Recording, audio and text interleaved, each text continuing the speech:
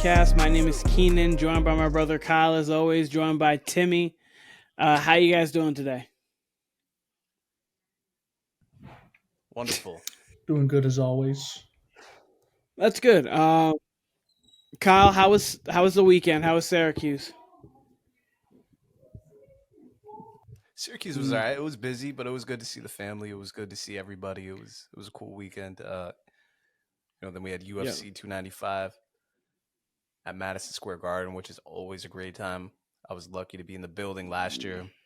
Watched it from home this year, and then a wild Sunday of football yesterday. So it's been a wild weekend to say the least between the family weekend and then the sports. So yeah, Timmy, it's been a good weekend. Your weekend good? Yep, got to watch pretty damn good football. Yes. A lot of unexpected things, so I thought that was really entertaining, at least from a lot of teams. Yeah. I had a good weekend as well. I got to go to Ohio State. So yeah, biological family. Sister goes there. Caitlin, shout out to Caitlin. So I got to tour the entire Ohio State campus, which was cool. It's old school, but it's still very nice. And then I got to watch Ohio State demolish Michigan State, which is not surprising. I mean, the spread was 32. Was minus 32.5 going in. Marvin Harrison Jr. It's the truth. Not that we didn't expect him to be the truth, but seeing him live, there's nothing he can't do. The separation he creates on routes, the speed that he has with the ball in his hands, he's just electric. Like everything, whoever gets him in the draft at most likely number 3, they've got a franchise guy there. But we can move on into this NFL Sunday because I got to watch some of it on the way home, and then I got to watch it obviously while I was at the house. We went into this one like 2 weeks ago. We went in like, yeah, there's a lot of good games. This week was like, yeah, it's pretty decent games, couple good ones. It was fun all the way through. There was games all the way through. Which game do you guys want to start with? Timmy, choose your game. I definitely want to start with Los Angeles versus Detroit. Probably the game of the week. I don't know. Listen, that Browns game with the comeback, the Bengals. Yeah, there's some competition, but no, definitely, it's definitely in that conversation for sure.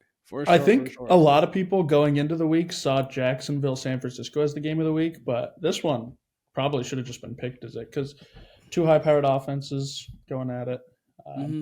So yeah, really good game, really good for fantasy. You pretty much had any player in this game, you were happy. Other than like Sam Laporta, I think he had like a bad game, but literally every other fantasy starter. He was playing. Yeah, really good. Detroit kind of won the battle of the trenches. If you look at the very first run play, they moved the entire defensive line like 5 yards downfield, and it was just so funny. It was just like it's just like shows the identity of their football team. They're a running football team. They have a great offensive line. That's how they're going to beat you every single week.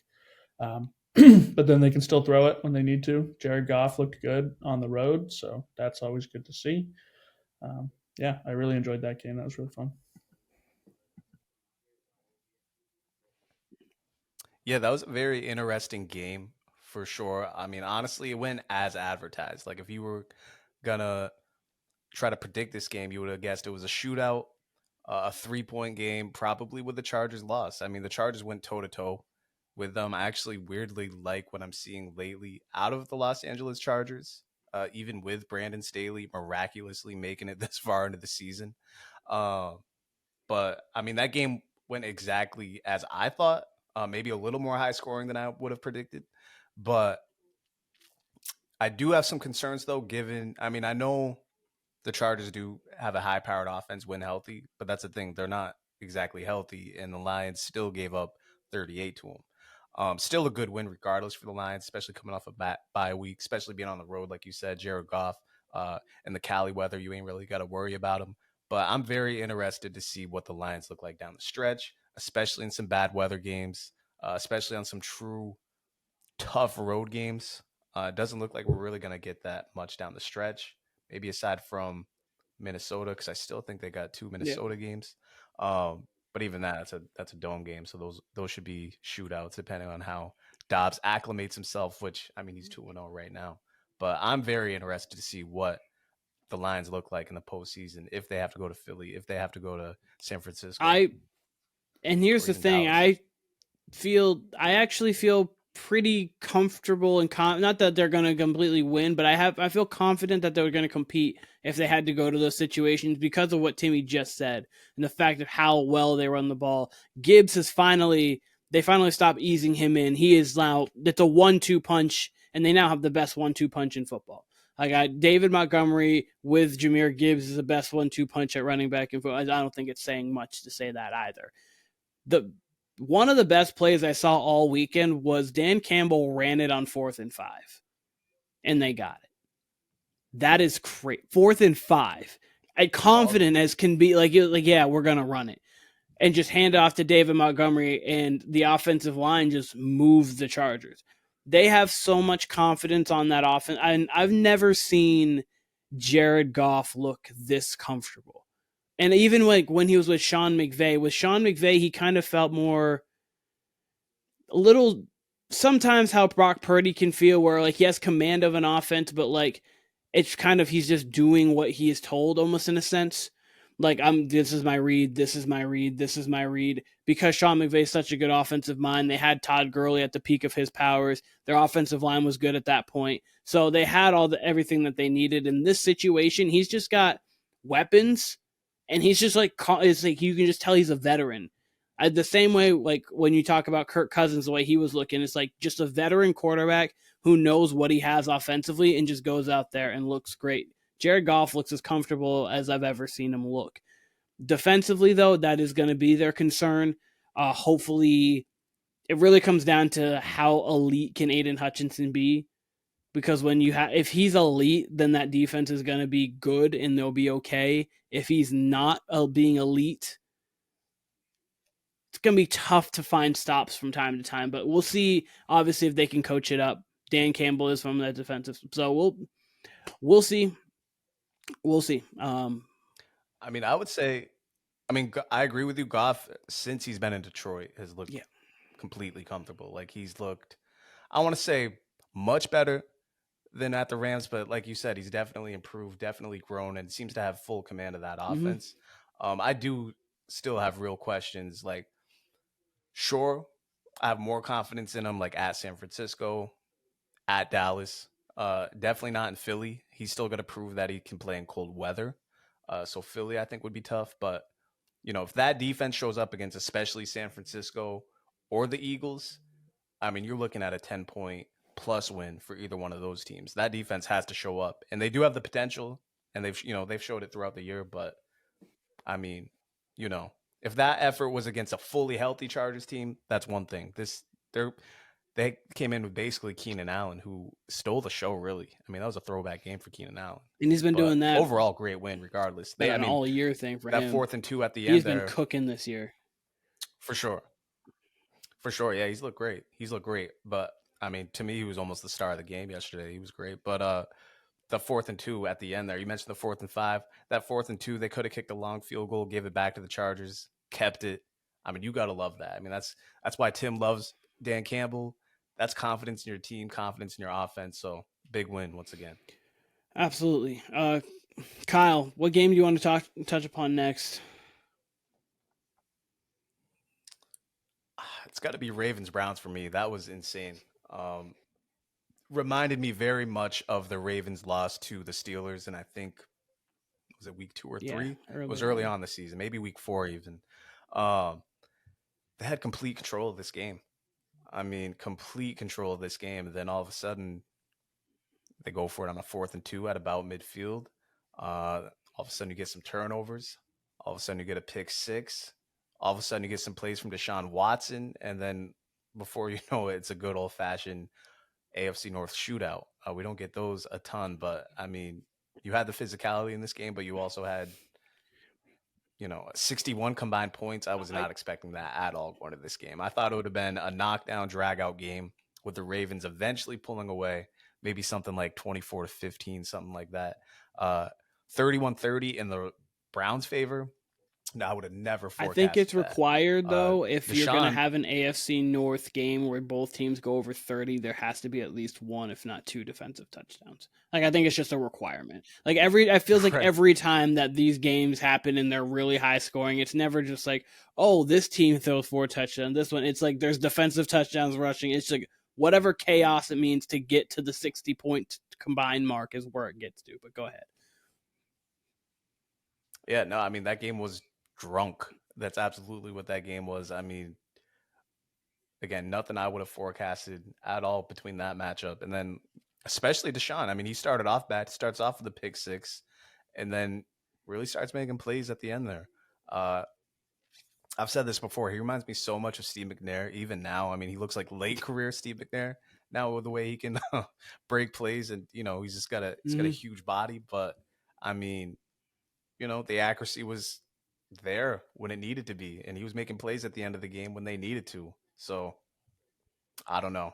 This Browns team is the weirdest team in the league by far, but I really enjoy watching them. I really do. But yeah, the AFC North in general, we'll talk about the Bengals later and the Steelers, of course, but I mean, that couldn't have broke worse for the Bengals yesterday. I mean, you go in thinking it's going to be, okay, the Ravens are going to take care of business at home.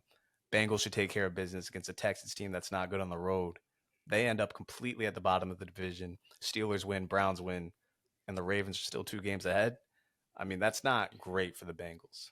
But the game overall, insane. Much like the Texans-Bengals game, which, again, we'll get to, I'm sure, next, if not in a little bit. Timmy, you go, and then I'll bounce off of that. Mainly agree with pretty much everything he said. It looked like the Ravens kind of had this game. I don't think they were down at any point in this game until they lost. From the start, they get the pick six, then they score. They're up like 14-0. Field goal, field goal, field goal. Their red zone defense is very good. So yeah, what I was expecting was like a 17-14 game at best. And like you guys said, defensive touchdowns. If either of these teams score in 30, they probably got something from their defense. AFC North, if the Steelers score more than 40 or 30, they got like 2 scores from their defense. Yeah. But all these teams in the AFC North it's exactly like that. A lot of defensive shootouts.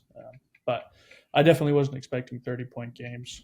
And I thought the Ravens were going to pull ahead at like, I don't know how much time was left, but they had like a 10-point lead in like the fourth quarter. And I was like, yep, game's over. Stop paying attention to it. And then I look at it and I was like, oh shit, the Browns won that game. How did that even happen? Lamar looked okay. Like definitely not a great fantasy game. Couple picks, I think. Mm-hmm. And then obviously the pick six. The pick six wasn't quite his fault. Tip ball and then pick drill. Just ran it back. So I'm not too worried about the Ravens in any sense. This kind of happens. They play the AFC North, and I feel like you could realistically see 1-1 from every single team when they play their division rivals this year. Every team could get a win. So I do think it is bad for the Bengals because they needed to win yesterday to be really in this hunt here. And the Steelers got a win, which I don't think makes me so mad that they keep winning. Anyways, it really does. It really does. So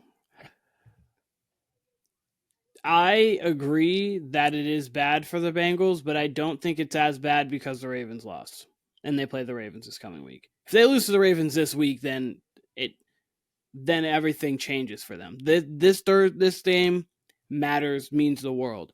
But the fact that the Ravens lost, it just depends on how confident you are that the Browns and Steelers are to get to 10, 11 games. Can they? Absolutely. I mean, obviously they're both 6-3. They both have played very good football at this point, but I feel more confident in the Browns getting there than I do about the Steelers getting there. At some point, this I can't score the ball really offense with the Steelers has got to come to, like, they're going to have to at some point, you would think. I mean, they've gotten to this point, and their defense has been playing well. Jalen Warren and Najee Harris have been starting to get like a 1-2 combo back. Kenny Pickett can play for 15 minutes, but it has to be, if it's a 1 o'clock start, at about 3:45. Like, he just comes to the game at halftime and then starts late. Like, so they're the team that I'm not sure about. The Browns, though, they're just so they're so fundamentally sound. It really comes down to what kind of quarterback play are they going to get? Because are they going to get the Deshaun Watson who is not going to make many mistakes, who is going to play decent football? Are they going to get, I think it was week maybe 4 or 5, the flashes of Deshaun where you're like, oh, that might have looked like Houston Deshaun? Or are they going to get the, I got nicked and I'm going to just sit out because I'm guaranteed money Deshaun? Like, that's going to be the difference in their season. So we'll see how that is. But on to this game. I think that's a great, onto the game, great win for the Browns. I think it's a terrible loss for the Ravens. You can't lose that game. You cannot lose that game. If you win, I mean, obviously, because of how well they've played to start the season, they've put themselves in a good position where they still are 2 games ahead in the win column of the Bengals, one of everyone else in the division. But you win that game, the Steelers, who I feel would be the worst team if they, like the team most likely to fall at 6 wins. You already beat the Browns and you beat the Bengals and you have them next week. After that Bengals game, they could have almost locked up the division if they would have won this week and won next week. And you are up late, that much late, you can't. I think that's a terrible loss for the Ravens. And this game with the Bengals now becomes even more important than it already was.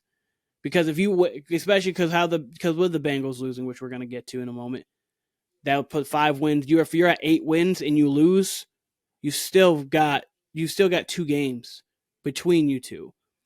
Now you got 1 and you've got 2 division losses, and then the Bengals have 2 division losses, so you might even get a tiebreaker between them. Like, it's a tough loss. But we'll see moving forward what this is for the Ravens. We'll know way more on Friday. Friday will be definitely a day where we know, okay, are the Bengals this or the Ravens this, like how it goes. But we can move in actually to that the Bengals-Texans game real quick. I'll talk real quick about it.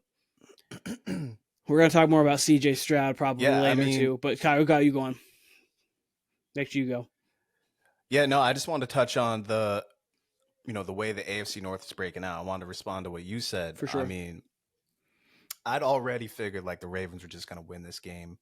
Deshaun's had 1 game back since injury. You just can't count on Deshaun right now, right? Yeah. I was already penciling in the Bengals as a win because the Texans have just been terrible on the road. Stroud's on a hot streak, but I mean, come on, the Bengals are coming on, blah, blah, blah. So I'm picturing, I already have it in my mind that it's going to be a Ravens and Bengals win.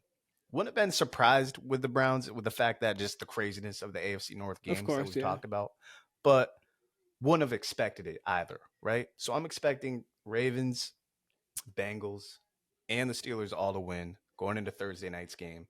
And then I'm picturing, like Tim had said, it's going to be a physical game against the Browns. I'm chalking up the Ravens losing already on Thursday night. Like, I'm expecting the Bengals win that game.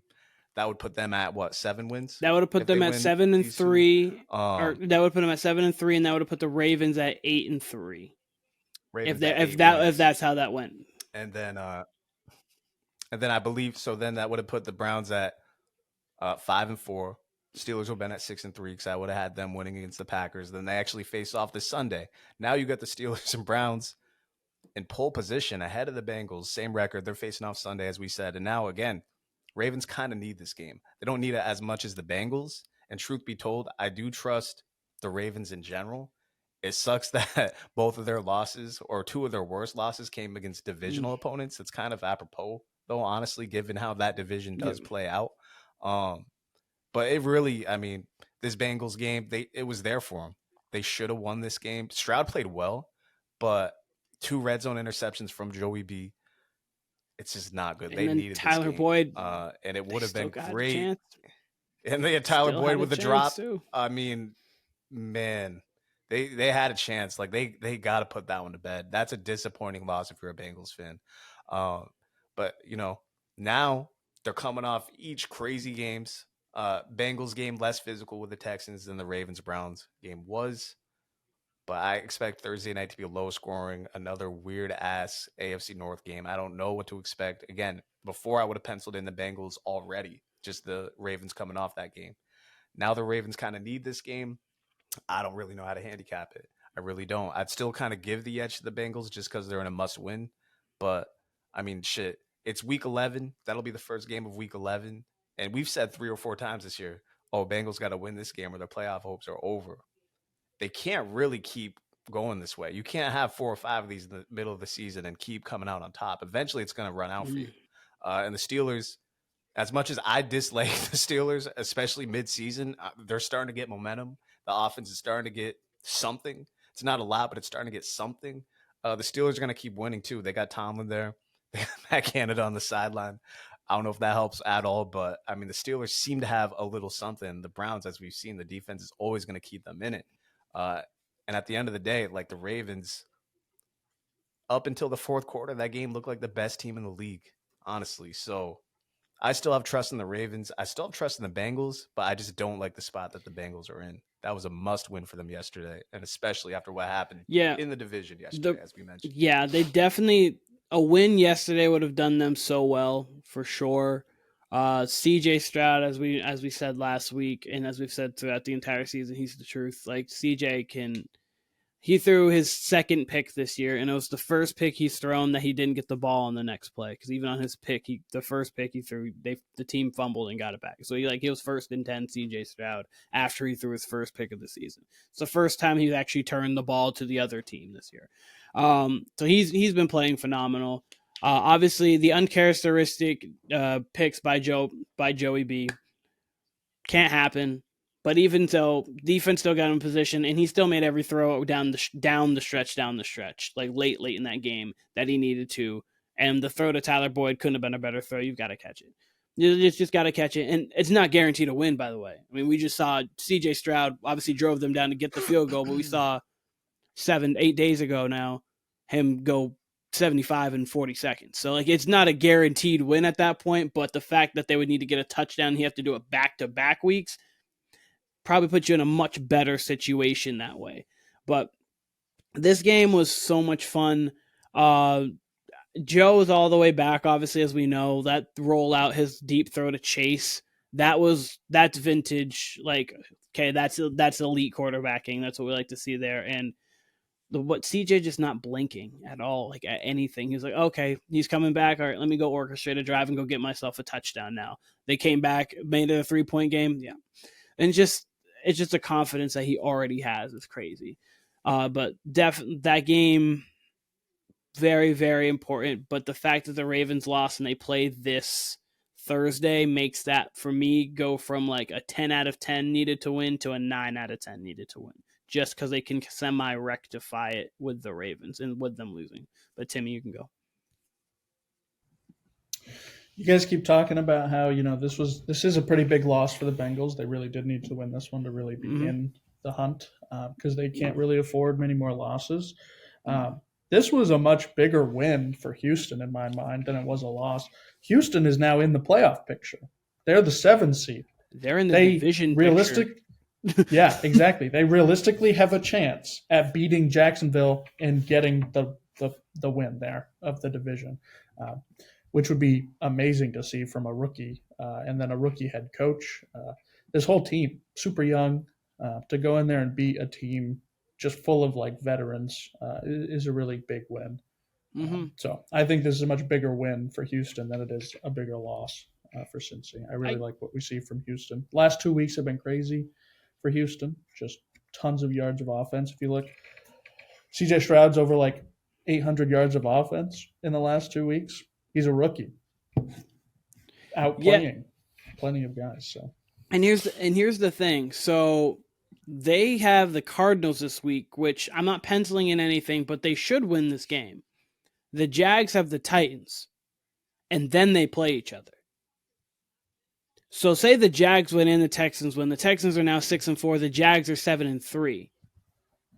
If the Jags lose, they have the same record. And they're 0-2 against them. Yeah. They're 0-2 against them. So like already they have the head-to-head, and they're probably going to have the division at that point. So, man, oh man, I love it. I love it. I mean, look, I just want to say the only thing I disagree with that you said was that the must win went from a 10 out of 10 to a 9 out of 10. Just because, again, I think the need for the Ravens to win the game is higher now. So I think Thursday's going to be a playoff game. Whereas I think before the Ravens, it would have been like, if we're in the game, cool. And if we're not, we'll kind of just concede it, right? Because they would have had a couple games up on them had they won the Browns game. Now that they both kind of need it, I mean, it's going to be tough for the Bengals to even get a wild card spot, right? If they lose this game on Thursday night, and you're going to get, again, you're probably going to get. They'll need to go. They'll need to go 6-1.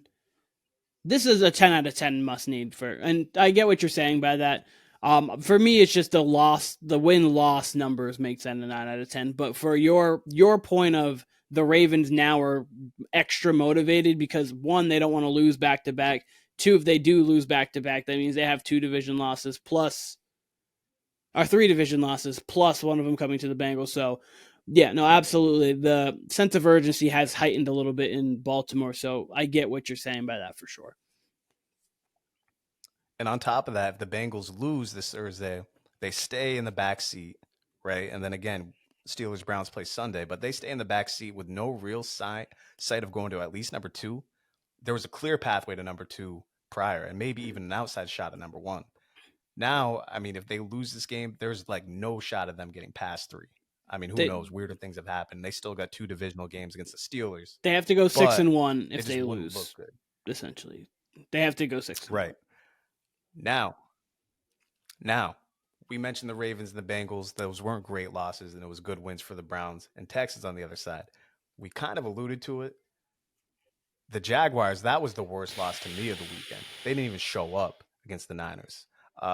It's almost silly that people were counting out the Niners as far as, they got Debo back, Christian McCaffrey.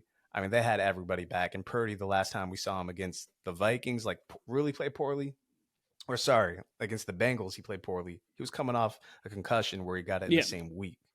He was the only player, and I think he's still the only player to play the same week of a concussion.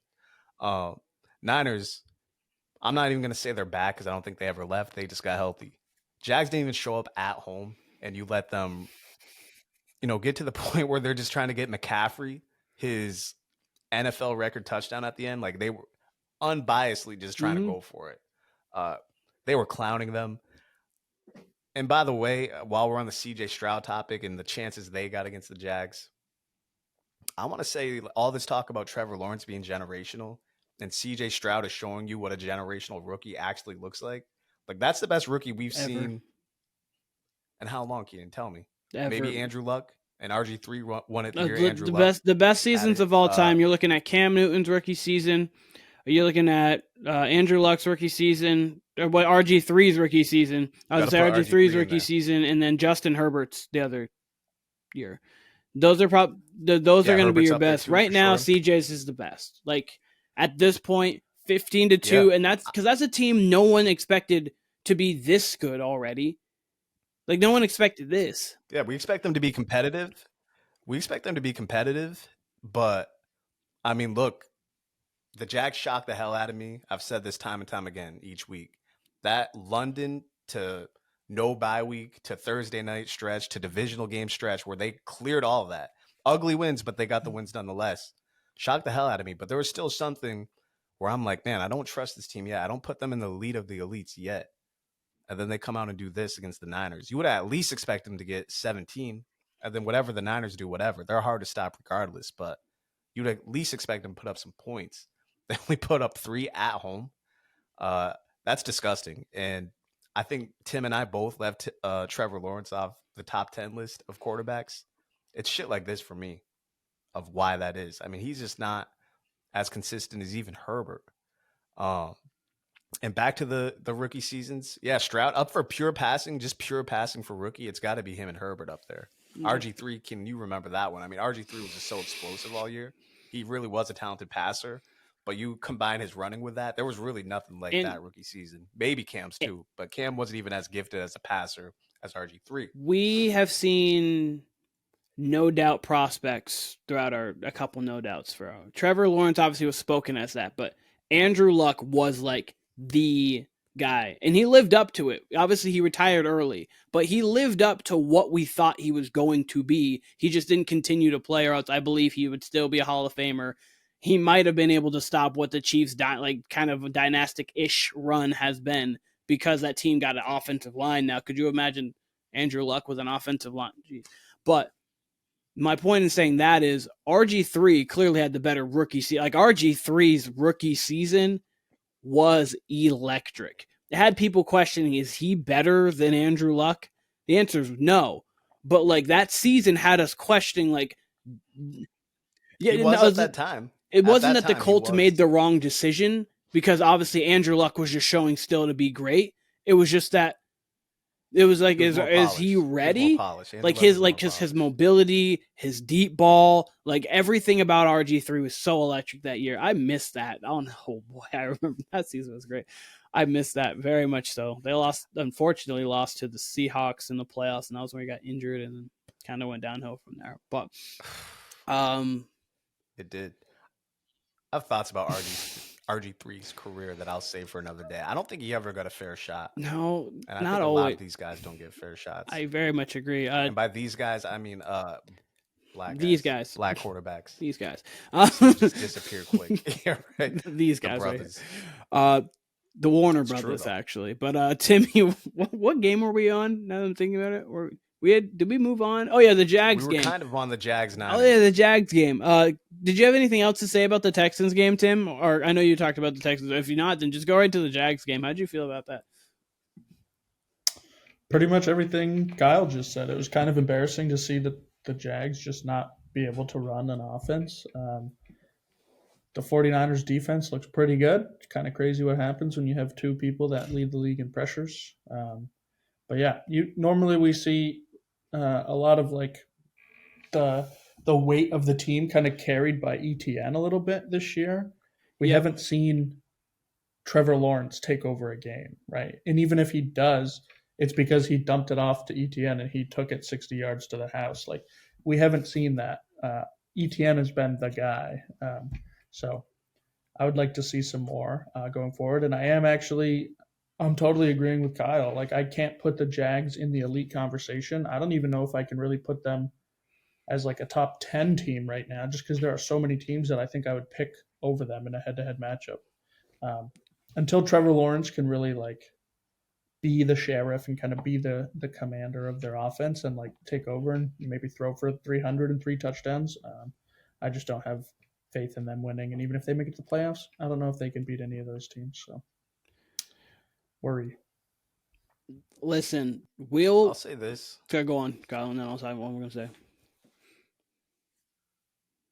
You go ahead first because I have a question to present to you guys. Okay, I was going to say, listen, we obviously will know a lot about the Jags, obviously 3 weeks before the season ends, because it's 3 weeks before the season ends, but they have the Titans next week.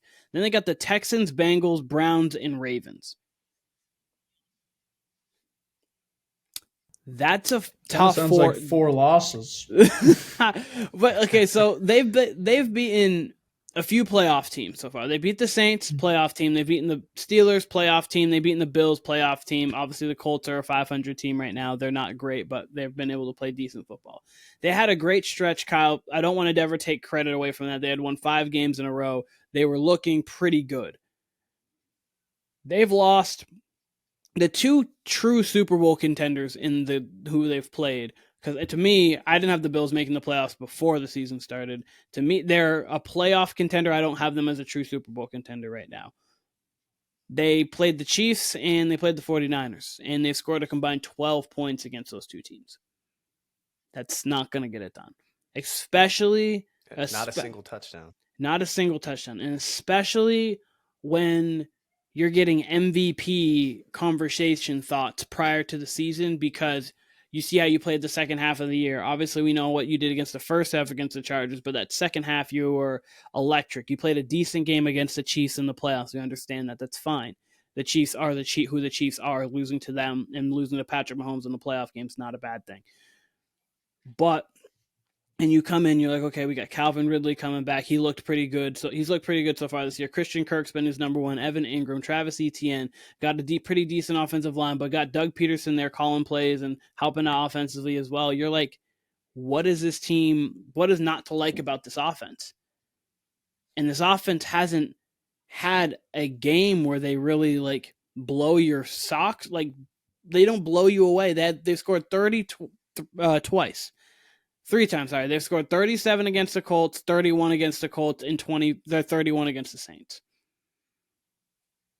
I'm sorry, the Colts are not the barometer for me to say you're a good offense. Like, oh yeah, even in their wins, they don't look impressive. And I don't want to come off as a Trevor Lawrence hater here, but ever since he's been in the league, there's been, I'm not kidding, 0 times where I've been like, damn, like that's why he was the number 1 pick. Like I understand why he was the number 1 pick, but I've had no moments where like when I'm looking at CJ Stroud, like god damn, like this kid's only this age and he's doing this to the league. I've had 0 of that with Trevor Lawrence. I've had moments where I'm like, okay, that kid has poise. He's got command of the position, but never times where I'm like, shit, he's got real command of this team. He seems like the real leader of this team. He seems like he's going to be a future MVP. No, he's got the tools, and he won't lose you a game necessarily. But I mean, he is in the bottom 3 against the blitz for all quarterbacks this year, and I think the other 2 are people you'd expect. Probably someone like Zach Wilson, but I mean, it's definitely not Jared nobody Goff down anymore. there with Trevor Lawrence, and that's saying something. Which is good. Good right. for. I mean, it's the maturation process. None of the guys that you'd expect to be down there. Yep. Right. No, it's not. All the guys you wouldn't expect to be there are not there. Right. Like it's all just bottom tier quarterbacks, and it's Trevor Lawrence. But the question I was going to present to you guys, Keenan, you alluded to the schedule. You alluded to how the Texans are 1 game behind. Going into week 11, what do you give it? Like, what's the chance that the Texans could just take it over? Do you give that a 50-50 division? Right Absolutely. Now? Do you give it a 60-40? Not a question. 50-50. Do you give the edge to the Jags? Do you give the edge to the Texans just being a game behind with their schedule?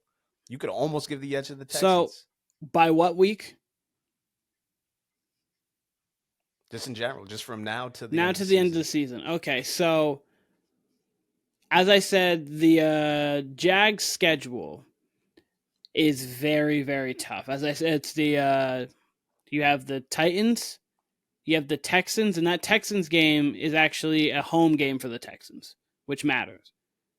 You have the Bengals on the road. They're home for the Bengals. They go to Cleveland, and then they host the Ravens. So by Christmas, that's that. And then with the Texans, they have the Cardinals, they have the Jags, but then they have the Broncos, the Jets, and the Titans. By Christmas, the Texans are leading the division. I think the Texans could lose to the Jags, and by Christmas still be leading the division. Like that's still on. They're gonna have a shot because I think they're going. They're gonna have. They're going 6-4. I don't see them lose. They could. Obviously, they lost to the Panthers. They're still a young team. They still have things that they need to work on. But I don't see them losing to the Cardinals, even though they have Kyler back. I just don't see them losing to the Cardinals. But they could. But like, here's why I'm not ruling that game out. I'm not. I'm not ruling. Here's where you would bet against the Texans. Here is there's a complete chance Stroud just runs into the rookie wall. And in his case, he's playing so hot right now, it doesn't even have to be like a true rookie wall. He could just regress to the means and just be an average quarterback, right? The Cardinals, though, I mean, they've been so competitive this year.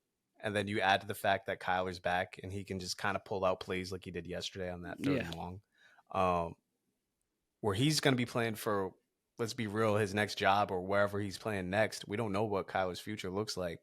So I can't just give that a Texans win. Well, at all. I'm not giving it. I actually expect that to be kind of a close I'm not game. giving it, but I'm expecting it, if that makes sense. Like, I don't think it's just like a guaranteed win. I can't expect it yet. You give them the edge. I think you can give them the edge, but I mean, so I'm favoring it then. I can't expect then I'm it favoring yet it. I can say favoring it. I see it. I can give you that. I'd favor it too.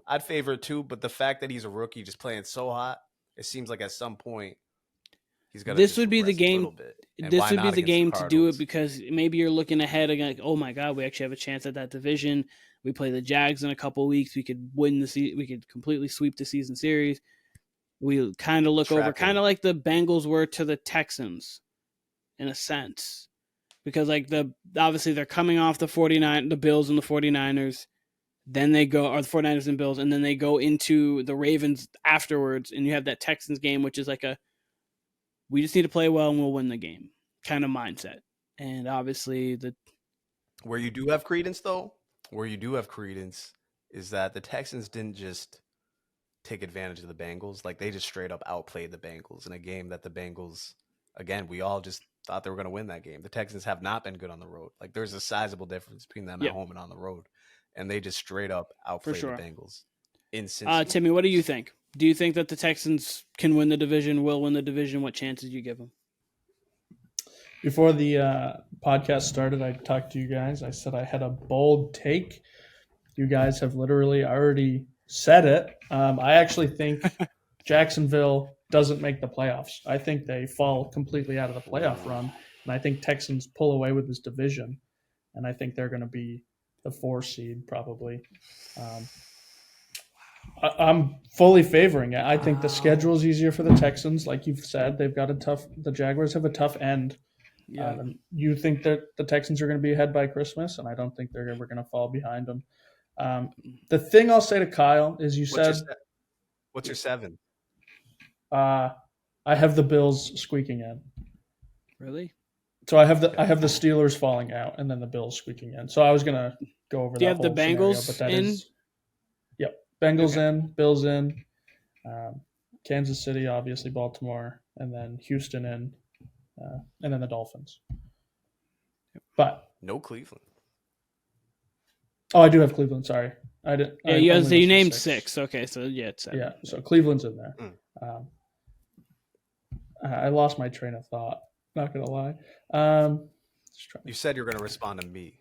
Oh, responding to you. You said CJ Stroud has to kind of regress. He has to at least fall back to like the average. I think CJ Stroud is the dude. Yeah, he could. I think he is the dude. I think he's the guy. I'll propose you guys a question here in just a second, but I think if he is the guy, he doesn't have to fall back. He can just keep going. He can be that like mold breaker, that difference maker. My question to you is, if you're starting a franchise, I know it's been really, really hot for CJ Stroud, but right now, would you rather have CJ Stroud at the helm or Trevor Lawrence? Stroud. I think I think you have to go Stroud at this point. Like, he's done more with less. There's nothing that, I mean, obviously, and I don't want to discount like what Trevor's done, because like Trevor obviously had a really great second half to last season. You saw the maturation there. His first year, as you count it, it feels like a mulligan when you have Urban grinding Meyer. So we understand what happened year 1. So like really, you kind of judge it off a year 2 into this year. But Trevor hasn't had as many wow moments already as CJ. CJ's played 9 games. Trevor's played 30. He's played I think around like 30-ish games. And he hasn't had as many wow moments. 40 if we're counting the first season. Yes, it would be close to 40. But he just hasn't had any wow moments, really, where you're like, oh, my God, that was Trevor Lawrence. He's had plays where you're like, okay, that's a franchise quarterback there. Yes, he's had games where you're like, okay, I understand like why he was the number 1 overall pick. I'm not trying to make it seem like he's not worth it. I absolutely think he should have been the number. He's definitely the best quarterback in that draft class by far. But that means not saying much, but by far. And they've definitely got a franchise quarterback in Trevor Lawrence. When he's up for getting paid, you pay him. But right now, the CJ Stroud is trying to be, by like the end of next year, like a top 3 quarterback. That's what he's trying to be right now. Like that's what his trajectory is trying to tell us. I mean, obviously, will it get there? We'll see. Well, it remains to be seen. But I'm taking Stroud right now. I really am. Yeah, I mean, I think me and you were basically saying the same exact thing. I mean, that's what my point was earlier about Lawrence was, like, yeah, he's had moments, and obviously they got to the divisional round against the Chiefs, but I think a great quarterback puts that game away last year against the Chiefs when you have Mahomes on the sideline. I mean, obviously you got to give some to their defense there. Their defense could have done more. I mean, they allowed Henny to go on a long drive, but I mean, a great quarterback. Like, if that's Herbert, at least, can we at least say Herbert puts that game away, or at least gives them more of a chance? I don't know. I'm using Herbert because he's the one who gave up a 27-point lead. See, that's why I can't. I can't say Herbert. I can't say Herbert. Maybe not Herbert, but man, like, at least Herbert has these moments where you're like, dog, like, he's not generational, but he's special, right? Like, Herbert does some things that remind me of John Elway. I mean, I wasn't really watching John Elway as a kid, but like the highlights I've seen, I'm like, oh, that reminds me of Elway or Stafford. Lawrence, there's nothing I ever see where I'm like, holy shit, like, man, this kid's just got it. Whereas Stroud, we've had that several times over already through 9 weeks, through 9 games. That's a difference. And again, I'm not trying to shit on T. Law or anything. I mean, he's definitely, I think there's 30 quarterbacks who would take him hypothetically, or 30 teams that would take him hypothetically. Even if, I mean, teams got their own quarterback, but you get what I mean. Many teams would be after Trevor Lawrence if he just became available. He's a young quarterback with a ton of promise, but man, there's not moments where I'm like, oh shit, the league's in trouble. Whereas Stroud, through 9 games, showing us a ton here. Like you said, wow moments, 5 touchdown moments, 400+ yard performances, 802 weeks plus, Tim was saying. So that's really different. So I completely agree with you there. Yeah. Do you guys have anything else to say about this Trevor Lawrence, CJ Stroud? One thing I quickly did want to just say, because we're talking about the Niners, and we lost the Niners point completely about this because they're somehow the less of the conversation. Yeah, they're pretty much just going to be back to what they were doing. I think they were still a top 3 team in the NFC. I still think they are a top 3 team in the NFC. Them fully healthy is going to be completely difficult. I put a little bit more on the Lions than you do, but I'm not mad at you for having them above the Lions. But I put a little bit more on the Lions than you do. I love everything I'm seeing from the Lions this year. I really do, and I have a lot of faith in Jared Goff. I have more, like, if you had more faith in Jared Goff than you do Brock Purdy, of course. Like, you have to go with it with a veteran. The offensive weaponry for the 49ers is clearly better, but the Detroit's is not terribly far off. Like, I mean, it's obviously Amon-Ra St. Brown is probably the best receiver, with Debo being right there. Obviously, Brandon Ayuk's really good as well. George Kittle's better than Sam Laporta, but Sam Laporta is showing to be very good. Christian McCaffrey's the best running back. They might have the best running back group in Detroit. Like, you could argue that, obviously, with how good Christian McCaffrey is, him as a 1 can equal kind of what both of them do. But so it's a very Niners defense. I was going to say, that's when it comes down to, like, defensively is where it's going to be very interesting. I think Aiden Hutchinson can kind of rival Nick Bosa, but then after that, they don't have an Mfungru, they don't have a Fred Warner, they don't have now a Chase Young, they don't have. That's what's going to make it difficult. And so you're going to really see where coaching comes into play. Like, obviously, Belichick doesn't always have. We're about to speak about him. Belichick doesn't always have the greatest pieces on defense, but since he's such a great defensive mind, he's able to make those mid-level pieces very good. But if you guys don't have anything else to say, I'd like to talk about that team right there. This team, okay. Sure. So I'm just going to paint a nice little picture for you guys. So I was in Ohio, obviously, Columbus, Ohio. I'm driving home. It's 9:30 in the morning. I forgot the game was even on in Frankfurt. I really did. I forgot. And then I was like, there's football. I check. Just like, I'm looking at lineups. I'm going home. I'm just checking lineups. I'm like, oh my God. Colts are up a little bit right now. Oh yeah, they're playing the Patriots. That's pretty cool. So I'm tuning in. Obviously, I'm driving, so I'm not just like actively watching it, but I am still tuning in, listening, and everything to the game. I didn't even see Mac's pick until afterwards, but I saw Mac Jones. I saw an update that Bill O'Brien is lighting into Mac Jones. I saw Mac Jones throws a pick in the red zone. Bailey Zappi is put into the game. I'm watching at this point. $1:54 left, 0 timeouts, down 10-6. And Bailey Zappi is on the field because Mac was benched. This might be the all-time low of me being a Patriots fan.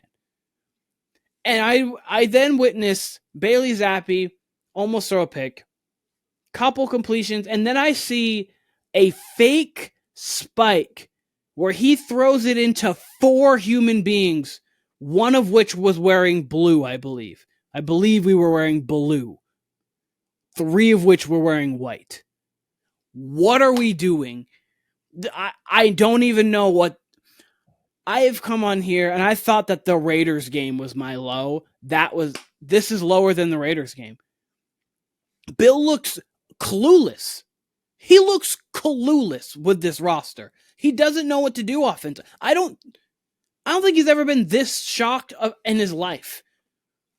Mac Jones, shell of himself. Mac Jones I don't even think he knows life at this point. Like, I think every week you just hear him, man, we got to get back to the X's and O's. I've just got to be better. I'm giving the ball to the other team way too much.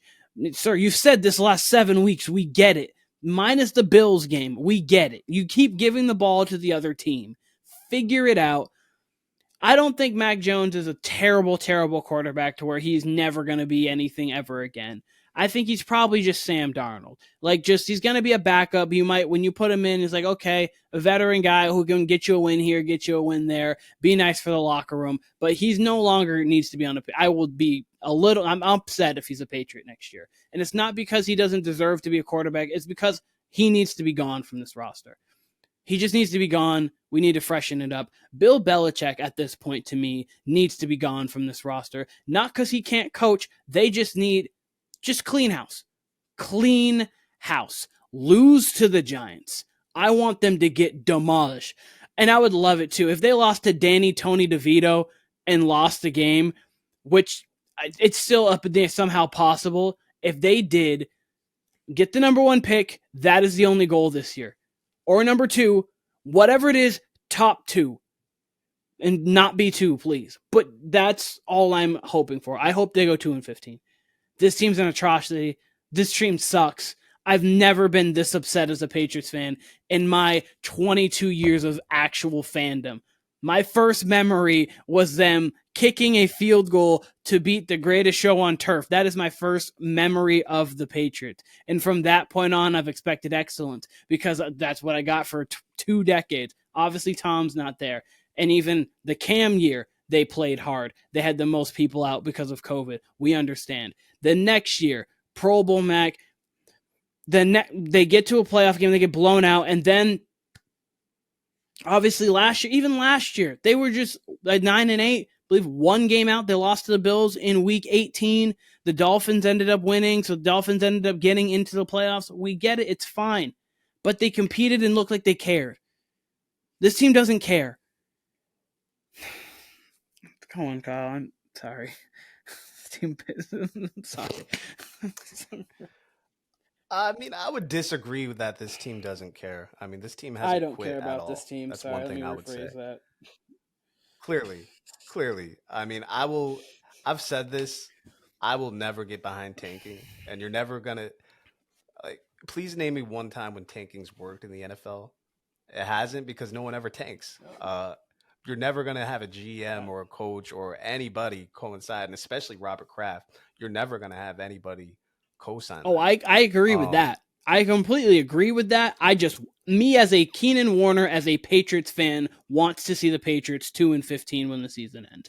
Will they be? Probably not. They'll probably end up being 4-13 and manage to find their way to get the 5th pick in the draft and not know what to do with it. But sorry, go on. Yeah, I mean, look, they're not going to lose to the Giants. The Giants, with fucking Tommy, get your fucking shine box, DeVito, they're the worst team in the league. They cannot 17 score. On the Cowboys. It would have been. Look, to me, the Patriots now are where the Giants were with Daniel Jones. They can't beat a good team, but they'll beat everybody else, kind of thing, or they'll compete with everybody else, kind of thing. They honestly, and I've said this since the beginning, they have too much talent to lose that much. Now, they've lost defensive talent throughout the year with injuries, and they're going to continue to lose. I don't see them. It's going to be a struggle for them to get to 6 wins. I could see them topping out at 5. It's fair to criticize Belichick. It's more than fair to criticize Mac Jones, but I really do think Mac Jones has been dealt a shitty hand. I don't think they built the team properly around him. And that's why he needs to be gone. I don't think he needs to be gone either. I mean, one of the biggest luxuries you can have in the NFL is a QB on his rookie deal. And they'll still have that next year with Mac Jones. Ride it out for 1 more year. Have Belichick for 1 more year. He'll be under Bill O'Brien for one more year. Get him some actual cohesiveness for a year. And let's not mention, I mean, they had one of the toughest schedules in the league this year. Look, yesterday's loss was inexcusable, but it's grim. I'm not loving what I see. I mean, this has been a broken record since the COVID year, really. I mean, it's almost like watching the same Patriots game over and over. It really is. That being said, I mean, you're not going to fire Belichick. Oh, no. I mean, what do we? I think there's a mutual parting of ways. I mean, he's either going to really do. And that's not going to happen. That would be that would be stupid if they were to do that. Belichick, if you fire Belichick or there is a mutual parting of ways, he's getting a job within 12 hours. Trade Belichick. You can trade him for a second-round pick to the Chargers. They'll take it. Not, trade him. But if not, keep him. I mean, I can't say this is all on Belichick. It's bad top to bottom for everybody. And I don't think Mac's got a fair shake. I actually think I kind of fear he's young enough and he's still smart enough. You said a ranking. He's a shell of himself. I think his confidence is broken. But I think if you put him somewhere, I don't know. Hypothetically, the Niners, that's a fun team to throw around because supposedly they were all in on him too. But man, you put him on the Niners, it's hard to not see him having success. You put him with other teams, given the situation. Put him on the Atlanta Falcons. It's hard to see him not doing better than Ritter and Heineke. I think he's had flashes. Being. No, I don't even disagree with anything you're saying right now. I really don't. But I think he needs to change the scenery for the fact of, if you're completely correct in the fact that Bill Belichick will be coaching the Patriots next year, the person who has uninstilled confidence in him is Bill Belichick. He's not getting confidence back with Bill.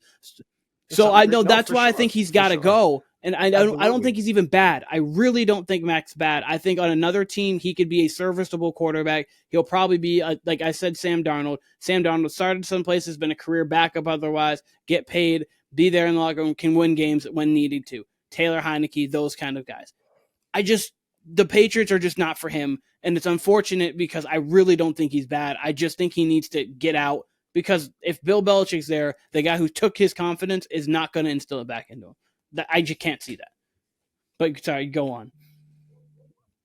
Yeah, I mean, I don't know if it's fair to say he took his. I mean, yeah, benching him in that moment, that's taking his confidence. That's not the first time he's been benched. Belichick. He's been benched. No, he's been benched 2 or 3 times. That's what I'm saying. You can't bench a guy multiple times and say, "We love you. We're gonna have." You don't. No, actions speak louder than my words. There's no problem with benching him at the other points there in the year. Yesterday, after everything, they could have left him in there. They could have left him in there. Putting Bailey Zappi in, that was actually a fuck you to Mac Jones. That, if anything, took his confidence. I agree with you there. But it's just a mess all around. Kraft deserves blame. Everybody. Belichick deserves blame. Mac deserves the least blame. I think Mac gets way too much shit from fans. I've said this before, and look, I'm the only one here who really had them doing anything this year. I thought they were going to be a fringe playoff team. We had the same record. Year. Thought Mac would. I thought, did we? Yeah. I mean, I thought Mac was going to clean up the mistakes. I thought, I just thought they had promise. And again, they've had injuries. Like they have. I mean, Kendrick Bourne had his best game against the Bills and then goes out with an ACL. If not that same game, the next week. I can't remember. And they had, Christian Gonzalez looked like defensive rookie of the year that first month. He goes out for the season. Judon's their best pass rusher. He goes out for the season. Again, they had an incredibly tough schedule. I mean, there was stuff stacked against them. No, they haven't looked good. They've at least competed. Mac just has looked like shit. I think I'm just more, I don't know. I'm if it seems like I'm not bothered, it's just because, I mean, they've done enough winning for my entire life. Like all I really care about, and I've said this, if Belichick gets a record with us, cool. If not, if we're gonna be out on him after next year, because that's the rumor, is that his extension goes through next year and then Gerard Mayo comes. Cool. I'm cool either way. I just want a sense of direction is what I want. That's the only thing I care about. I don't want to see this team tank. I don't want to see this team continue to be listless. I just want some direction. That's all I want. And by the way, if we get the number 3 pick and we get Marvin Harrison Jr. and we got Mac Jones next year, I'm very happy with that. That already is a sense of direction. But I don't know if they can get to number 3. I think they're going to be sitting at number 5 is where I predict them. I think they're going to win some games here down the stretch. I think at the most they get to 5 wins. And Tim, I'll let you respond because I'm just not terribly bothered by this. I just want the season to end as far as the Patriots go. I checked out on them about 3 weeks ago, but hey, man, it is what it is. It's ugly, it's shitty, it's bad, but there's been worse things. Like what's Tim, been? I mean, you being a Giants fan, what's been worse in our organization's history? What do you mean? There's been tons worse. No, this team almost moved. No, I don't, Kyle. In my organization history, I literally mean since 21st century. What's been worse in the 21st century? This is the worst they've been in the 21st century by far. Yeah, exactly. Yes, one season. I understand, but they've had 5 years of. Obviously, they haven't been great, and obviously, I care about my team, and I just want them to succeed. And them succeeding would be them losing the rest of the games, and hopefully getting the 1 pick or 2 pick, and getting one of those top 2 quarterbacks. That's a hope. But for me as a fan, anytime you're creating a losing culture, losing on purpose, tanking. That's never a success. But as you just said, they're a winning culture. Not in sports, they're like them. I hope they I hope they compete and lose. I don't need them. That's fine. I don't need them to throw games like they just throw interceptions. All I want them to do is lose the game at the end of everyone is the Patriots losing. It could be a 45-42 shootout and they lose every game. I don't care. That's all I want.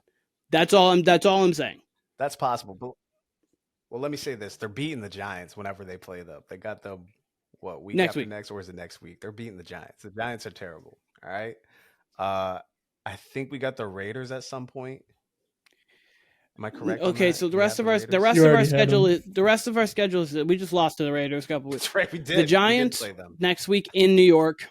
So how invested I am on this season. The Giants next week. Then they have the Chargers, the Steelers, the Chiefs, the Broncos, the Bills, the Jets. They could lose out. Sorry, go on, Tim. I'm not gonna. Yeah, they could lose out. They really could lose out. They're beating the Jets. Maybe. Probably. They're beating the Jets. They're beating the Jets and the Giants. They get to 4. I mean, maybe. Look, I don't know. I'm just ready for the offseason. Yeah, Belichick, if nothing else, loves beating the Jets. So I mean, sorry, Tim. You have a lot you want to say right now, and wins.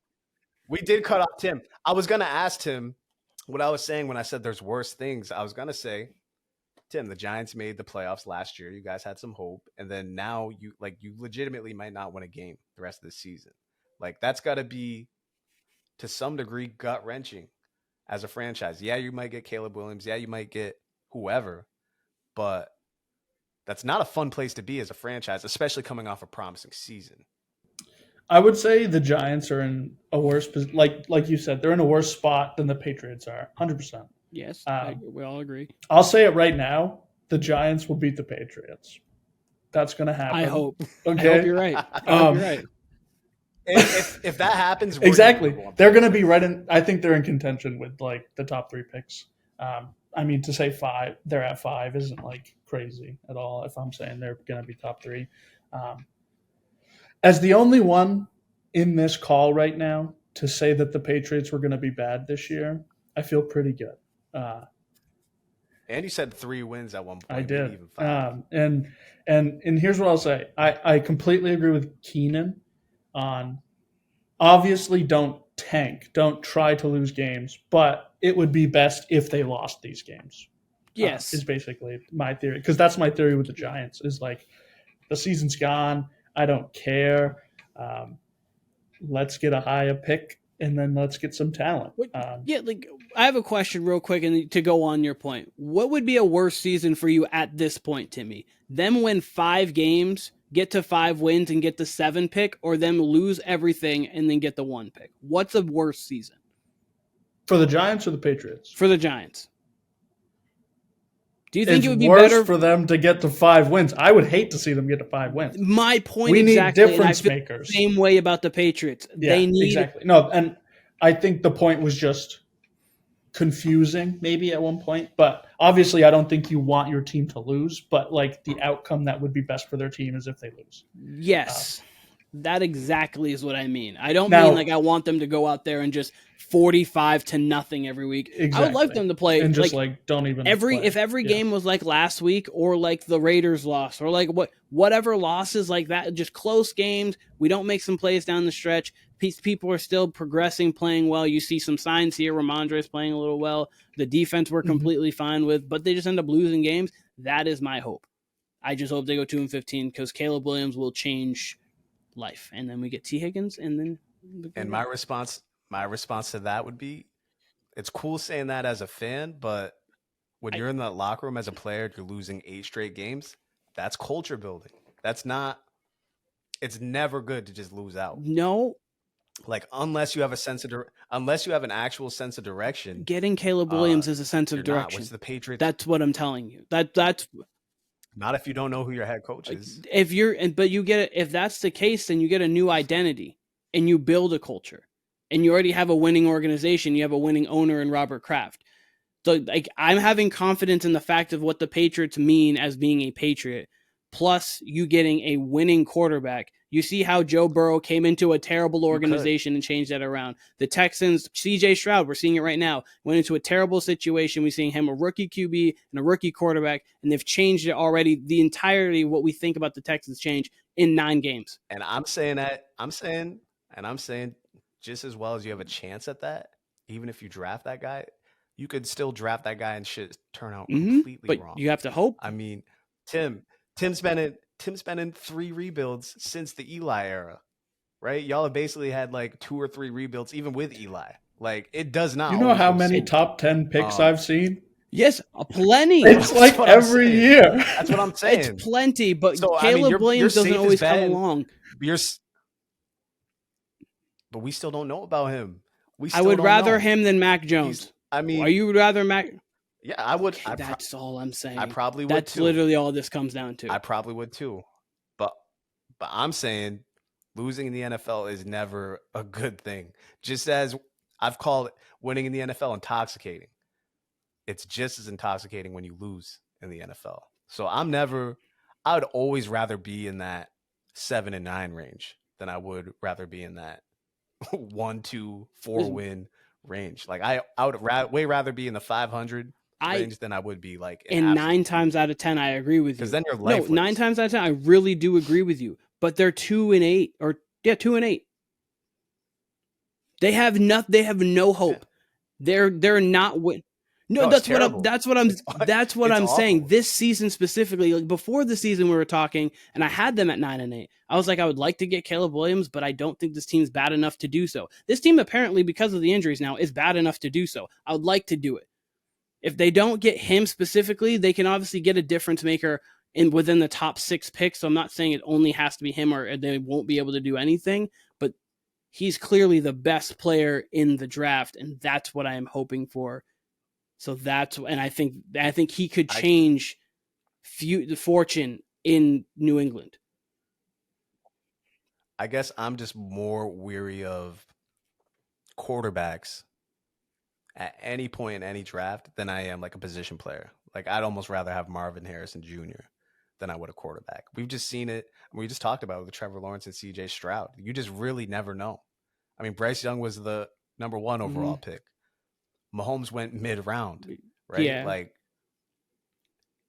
it's really a crapshoot when it comes to quarterbacks. Really, in general, any position player, but especially quarterbacks. But even though I'd be happy to have Trevor Lawrence right now. I would have direction with Trevor Lawrence. Like the can't miss prospects. I agree with that have been number 1 over the last 25 years have been all ones that you're like the can't miss ones. Because Caleb was in that conversation with Peyton, Andrew Luck, Trevor Lawrence, the way he's being talked about. And all 3 of them have at least been franchise quarterbacks. I'm not saying there's just as many first round. Yes. There's just as many first round misses as but he's not hits, though. If not more. There's absolutely more first round misses, but not everyone is as highly touted as a prospect as this guy. That's my point. Maybe. You're not wrong with that, but I'm just saying we've also We've seen in our lifetimes more than once the highly touted guy that comes out and does not live up. And sometimes not even just doesn't live up a little bit, like doesn't live up at all. Chances are this happens with this guy. I don't know. I don't know about that. Probably more often than not, he's going to be successful. But like I said, I'm more weary about quarterbacks in the first round than I am position players. I think it's a complete crapshoot when it comes to quarterbacks in the first round. You said number one pick's a little different. You might be right. But man, we've seen a lot of highly touted Zach guys Wilson who at come out number and 2. We've seen Josh Rosen at number 3. We've seen Daniel Jones at number 3. Like, we've seen a bunch of them. Don't get me wrong. I know that. That's why it's the difference between number 1 and this specific guy and being like the number. It'd be different if I was like, I want to tank and get the number 7 pick. Okay. We don't know what we can get. What's 7? This is the number 1 for the number 1 prospect. One of the best prospects we've seen. That's why. But sorry, Tim. The Patriots get me a little upset right now. But you keep stepping over to. I think this has been like a 20-minute rant on the Patriots, and they don't even matter. They don't matter at all. No football. They don't even matter at all. Listen, this is the last rant I need to have about them, because even if they lose to the Giants, that's enough said. Like, I don't have to say anything. The proof is in the pudding. I think they might have one win left, and I think it'll be the Jets. When the Jets have completely chalked up their season. Actually, though, Aaron Rodgers is targeting a mid-December return. So, you know what's going to happen? You know what's going to happen? Actually, they're going to lose out. Yeah, they're going to have to. See it. They're going to lose out. Chill that Jets game. Aaron Rodgers will be back, and Aaron Rodgers will be, or something like that, whatever it is. But they'll play the Jets. If they lose, they get the number 1 pick. If they win, they'll have the 3 and they'll win. They'll win. They'll dog walk them. They will dog walk them, and then they'll get like the number 3 or 4 pick, and you're going to be like, okay, we'll see how it goes, and then whatever. But just to keep the streak against the Jets alive, Look, only way they're losing to the Giants is if it's a Bailey Zappi versus Tommy DeVito might be matchup. Even then, I like Bailey Zappi's chances better than Scheinbach's. And then when it comes to the Jets, look, whenever Aaron Rodgers comes back, I think that experiment lasts an hour before he re-tears his Achilles. Honestly, like, I have no confidence in that being successful. Like, I'll fucking believe it when I see it if he comes back in mid-December. Absolutely, honestly. I'm just hopeful. I think it's a better chance if they somehow make it to the playoffs, which I think that's damn near impossible too. But if they somehow get there with Zach Wilson, then yeah, he probably trots out there, second week of January. And again, I don't think whether it's January or December, I don't think that ends well for Aaron Rodgers at all. But yeah, no, I think they at least beat the Giants. All that to say, I think they at least beat the Giants and then the Jets in the last week of the season. Again, Belichick's got some sick, twisted love for beating the Jets. He will beat them even if he had me at quarterback somehow. But the Giants are truly like the worst team now with Tommy DeVito. 100%. They have no offensive talent. Saquon. The defense comes and goes. Saquon. Like, Saquon. Literally just Saquon. Hey, but Saquon, when the Patriots and the Giants meet, Saquon will be the most talented offensive player on that field. Hands down. It won't even be a debate. He will. That's why the Giants will win. He might have 84 whole yards and a touchdown, but he's going to out-carry the running backs for the Patriots. Listen, this is some sicko shit that we're like up here talking about the Giants and Patriots. Like 3 weeks out. 11 matchup. No, it's this coming week. Like whatever it is. Oh, it is? It's literally this Sunday. And we're giving more time to it than we have been like the Bengals Ravens. Like that's going to be an actual because we'll talk about it on Thursday and we'll be actually happy about it. We can talk about it's just you're talking to a Giants fan and 2 Patriots fans, and we're combined 4-16 this year, both wanting the same thing. You would obviously don't want to build a losing culture, I understand, but we all would like Caleb Williams as our quarterback. We're in a race for Caleb Williams, and whoever wins this game, the loser of this game might be the loser of this game, whoever wins this game. But Okay, we can move on. We can move They on just from this tie. atrocity. And It's a 10-10 tie. Can't even kick a field goal to win it. I could see that. I could really see that. I could see like That was the most poverty. We talked about poverty franchises. That's the most poverty football conversation we've ever had. love on it. this I podcast. love it. We almost went in depth on the Tommy DeVito, Bailey Zappi, Saquon Barkley dynamic. Like we almost like had we not stopped ourselves and thought about it, I think we would have went like 5. Yeah, we would have been like, well, oh wait, the way Ramondre is going to run, we would have broken it down. But so I actually never got to say anything about the Colts-Patriots game. So, real quick, I know we've been on it for like 25 minutes. Real quick, that was super embarrassing that America gets to play one game, or not one. I don't know if they have multiple games in Germany this year, but two that's in Germany. the game they got. That's one of the games they got is 10-6 or whatever. I don't necessarily agree with the fact to put Bailey Zappi in. You still have a one-score game. We've seen Mac at least win a game on a game-winning drive. We just saw it like 2 weeks ago against the Bills. But that Mac pick was really bad.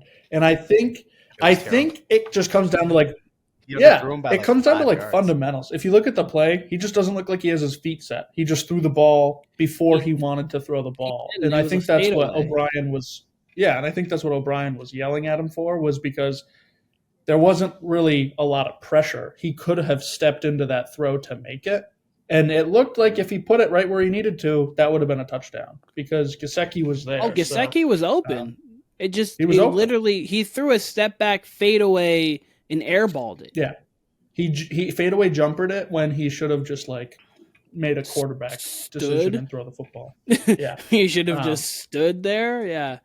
Would have been pretty cool. Now, quickly to touch on Kyle saying that he would rather have like a fifth. Sorry, fair enough. Like the 5th overall pick and get like a difference maker at wide receiver or whatever. Caleb Williams or whatever quarterback they're gonna potentially draft if they were a top 3 pick is gonna make way more of an impact on that offense than any wide receiver they could get, in my opinion. So I'm in Keenan's boat. If I'm a Patriots fan, I'm saying we're getting a new quarterback this year. Like you're talking to a walking skeptic, so never mind me. And I don't even disagree, kind of. There's chances that by week 2 next year, if we got Caleb Williams, like I'm all the way the fuck in. I'm just hugely skeptical on highly touted quarterbacks. I've just seen them, either pan out to be average, slightly above average, like more often than not, do they not live up, right? That's all. That's a position I'm coming from. And, I've already said my position on, I just don't like losing in football. I think it builds a losing culture.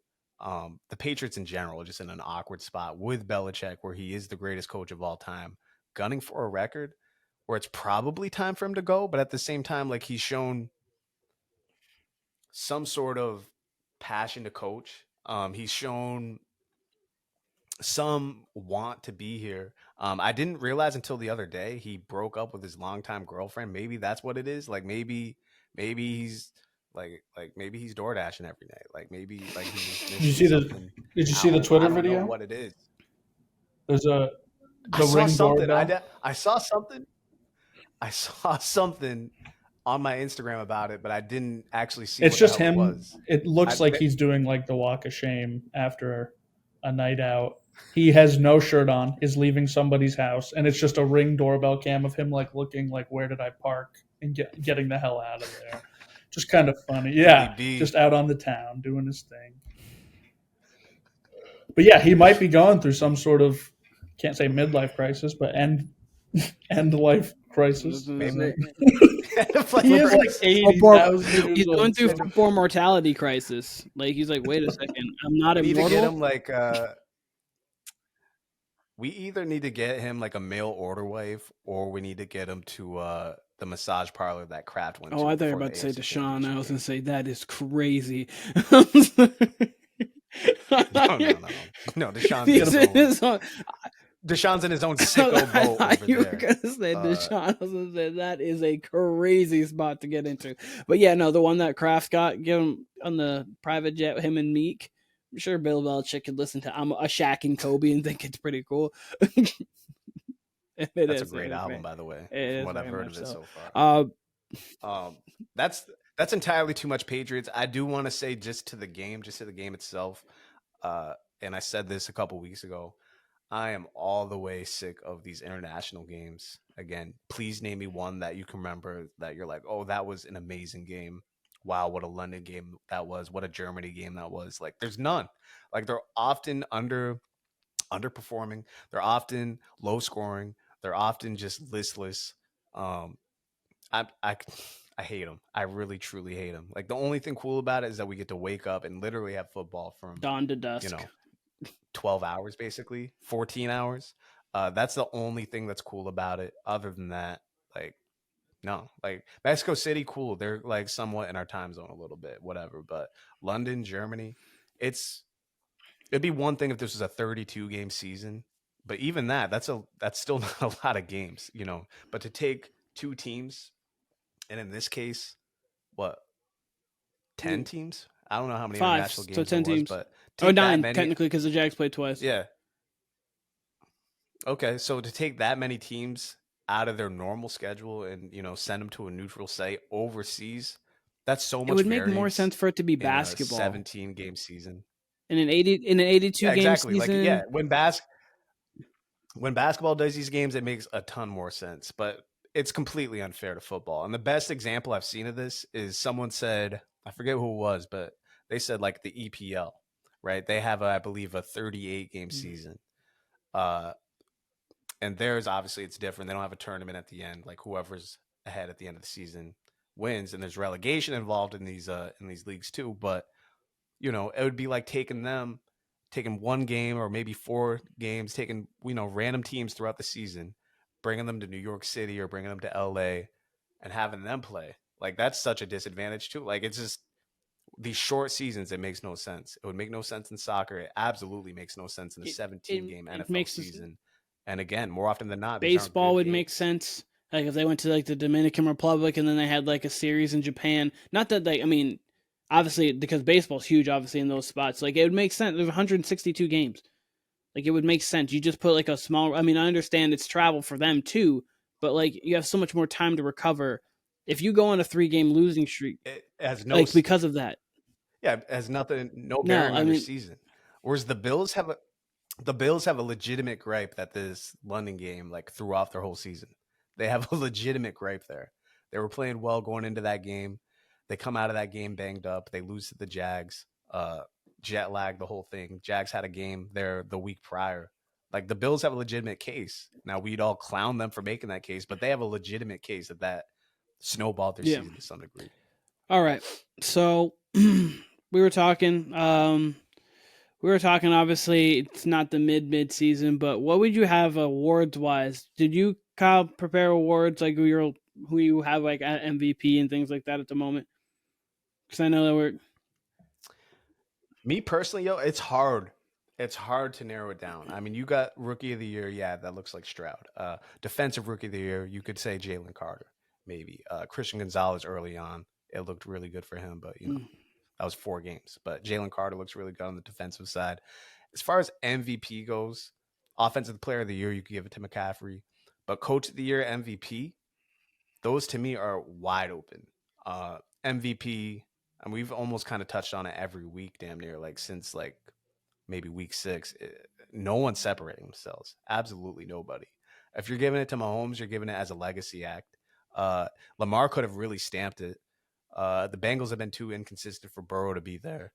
I mean, really, to me, it's got to be McCaffrey. I mean, they'll never give it to a running back or wide receiver unless they have a ridiculous season. But I think in this case, he's been the best player in the league, best position player. I wouldn't even be mad at someone like Myles Garrett getting votes for that either. He's separating himself a little bit in the Defensive Player of the Year, him and TJ Watt. In a case like this where there's no QB at all separating themselves, really, why not a position player? Why not a defensive player? So that's where I'm at as far as those major awards. John Harbaugh I would have had as a front runner before this week, and really he still is up there. But I mean, you could give me Andy Reid as coach of the year too. I mean, he's doing a good job.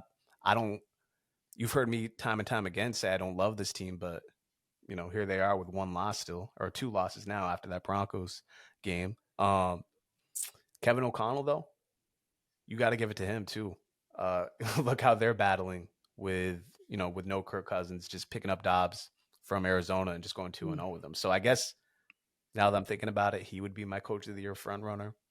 But MVP is absolutely wide open to me. Absolutely wide open. I mean, no quarterback to me is separating themselves, and I would give it to someone like McCaffrey right now, gun to my head. But again, there's absolutely no separation to me. All right. Timmy, I know you have them kind of, so I'm going to ask you, and then we can kind of give you like 2 or 3. Defensive player of the year, who's your 3? My 3 for defensive player of the year are TJ Watt. I only wrote 2. Myles Garrett is in there. That's fine. You only need 2. I'd probably put Micah Parsons as the 3. They've all been game changers on defense. So right now, my front runner is Myles Garrett. My second is TJ Watt, and my third's actually Danielle Hunter. He has 10.5 sacks right now for the Vikings, and that's making that defense go. So I think he's been probably one of the more underrated. It was kind of like a few years back when I think it was Randy Gregory.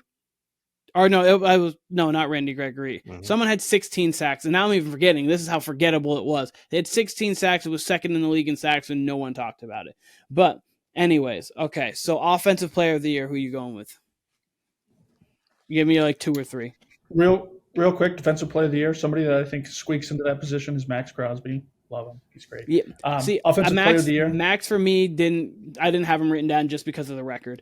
But I think that their record is bad, and he doesn't lead in sacks, but in a lot of the statistical categories for defensive ends or edge rushers, he's leading the league. He's a monster. Yeah, he's a monster. Offensive player of the year, I have Tyreek Hill, AJ Brown, and CMC. Same 3. I don't think there's really a debate between those 3. It's kind of, the debate would be more so who do you have where, not who the 3 are. I'd put Tyreek in that MVP conversation as well. I was actually surprised to see that you were saying CMC was going to be an MVP. To me, I think Tyreek is ahead of CMC, and I think AJ Brown is right on his heels. So I have CMC of those 3 in the offensive player of the year category. I'd have him at 3 there. I think AJ Brown has been playing unreal, and then obviously Tyreek is out there as well. So AJ Brown's definitely been killing it, as we know. I think Tyreek and CMC have more to do with their team success than AJ Brown does. I think Philly would still be right where they are even without AJ Brown, maybe a couple losses here and there. But I mean, they can spread the wealth. They have an embarrassment of riches on their offense, and they're just such a ball control team. But AJ Brown fits that, obviously. But Tyreek Hill, you take him off the Dolphins, you take CMC off the Niners. I think they take a little bit of a step back, especially given the quarterbacks.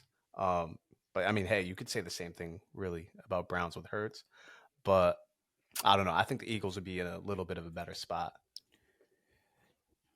Yeah, I would say AJ Brown. Obviously, we're making such a big deal of Tyreek Hill having 1,000 over 8 games right now. Not quietly in the sense of in comparison, not quietly because of how he's done it. AJ Brown only has 2 less catches and 70 less yards and 2 less touchdowns. He's pretty much one big catch away from being the exact same as Tyreek Hill. So he's been crazy this year. But I would have the same 3. Offensive rookie, who would be your second and third? I'm just more curious about who's your third, because I know who your second kind of going to be. Puka. Yeah, I do have Puka at 2. At 3, I have Jahmyr Gibbs. This is honestly more of a projection. I think he's going to take over this backfield. We did see it this week. He had more snaps, or percentage of snaps. But that could just totally be them just easing David Montgomery back into the role. I just think Jahmyr Gibbs is a better pass catcher, and he can run. He keeps breaking big runs, whereas obviously David had the 75-yard one. But when it comes to yards per carry, Jahmyr's been way higher, up at that 5+ range, and then David's been under 5, obviously. So I think Jahmyr Gibbs puts himself into that. If we see more usage out of Bijan, I could put him there, but I just haven't seen enough from Bijan. So. Yeah, that's fair. I think we'll throw Jordan. I was about Addison to say your 3 would be Yep. Jordan Addison, Jahmyr, and Bijan. I have Jordan Addison actually at my 3 as of today. I think Bijan could get there because I think Arthur Smith is actually going to try to run him again, which is pretty cool. And then Jahmyr Gibbs is in just such a great situation where he can kind of go off. So then defensive rookie of the year, all Jalen Carter. I don't think we. Yeah, I have Jalen Carter. I have Will Anderson and Devon Witherspoon as the 2 and 3. Those are the ones for me too. Carter's just been so good. Yeah, Carter has been legitimately really, really good. And so the 2 I'm actually interested in with you, Timmy, coach of the year. Who are your guys right now for it? So right now I have Dan Campbell, Nick Sirianni, and D'Amico Ryans. I think you kind of have to keep putting. It's kind of like the Andy Reid conversation. You kind of have to keep putting Sirianni in it because he's just been so consistent. Yeah. And then obviously D'Amico Ryans. They went from a bottom tier team last year to potentially being in the talk to win their division this year. So that's a huge deal. And then Dan Campbell, just been working, building the culture, and now the culture's here. They're a winning team. They're ready to win. So I have Siri. Got to throw Robert Saleh in there too. I don't know about that. I'm taking him out. I know that was my preseason coach of the year. Yeah. Bench Zach Wilson. It's about time. So one more I want to add, because Kyle did talk about Kevin O'Connell, who I think has to be in the conversation too. One I want to add is Mike Tomlin, because that team has no business being 6-3, and they are. So Mike Tomlin has to be there. He's just a model of consistency. He doesn't know what losing seasons are. He's just, regardless, the team's going to play hard. It's going to be formidable. It's going to be a team that's going to be a tough game every week you play, other than week 1 against the 49ers when we expected them to be. Like take that out of it. They've actually been a pretty tough game every week. So, and then last but not least, your MVP. Who would you have right now? This is, I totally agree with what Kyle was saying. Nobody is like really separating themselves from the pack. There's been plenty of years where it's like week 8, we pretty much knew who the MVP was going to be. Or at least a race between 2. Like a few years back, it was Brady and Rodgers pretty much battling it out. Like, is it going to be Brady and even Rodgers? Even last year, the betting odds from like week 10 on were just Hurts and Mahomes. Those were the only 2 people. Yeah, once Tua got injured, it was kind of like a wrap from there. Yeah, so for me, I have 3.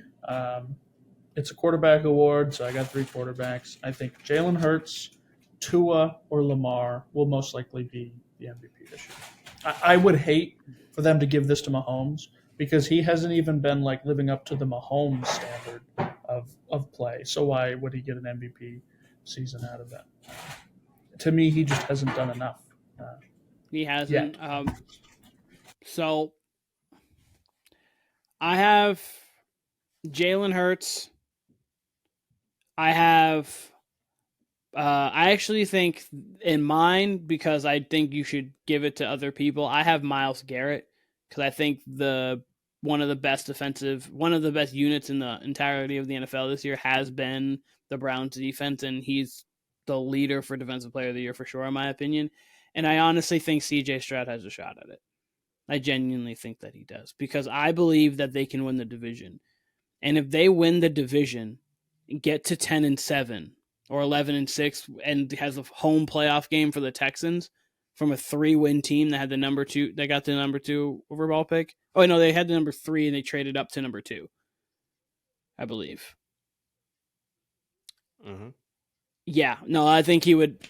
Oh no, they had the 2 and then they traded up to get the 3. They traded up to get the 3. They had the number 2 pick. Yeah, no, they had the number 2 pick because they were bad last year. If you take that into winning the division, D'Amico Ryans is coach of the year. You can book that. And I honestly think if it'd have to be CJ Stroud, 30 touchdowns, 5 picks, 4,500 yards. I mean, he's got to be the MVP, especially on a year where no one has spread themselves out. I would have to give it to him. But I think D'Amico has a good chance at being coach of the year just because they Yeah. like to give it to the coach that kind of like Brian makes an Daboll impact. kind of thing. Yeah, exactly. Same exact thing. They went from being a top 5 pick to not being in the playoffs, winning a playoff game. That's just more of a better story for them to give it to D'Amico than it would be to give it to Campbell. I think Campbell's the next in line. I don't think Sirianni's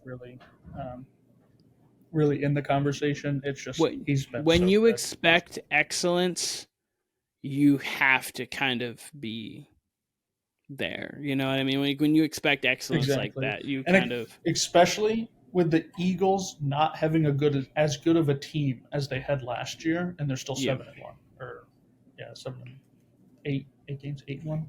Yeah, they're 8-1. 8-1 had their bye.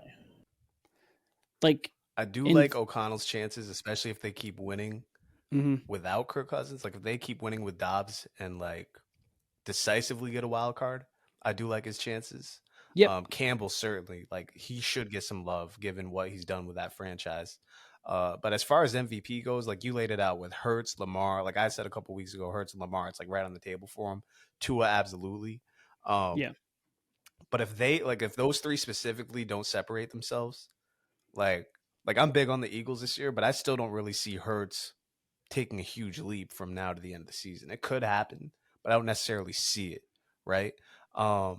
It could be on the table for Keenan, like you mentioned, Stroud. Like if Stroud just keeps on this trajectory, he's gonna absolutely assert himself in that top 3. Like he'd almost have to if he's at this pace, right? Like he'd probably win it at this pace, honestly. Especially if they went something silly like 7-3 down the stretch, or however much they got left.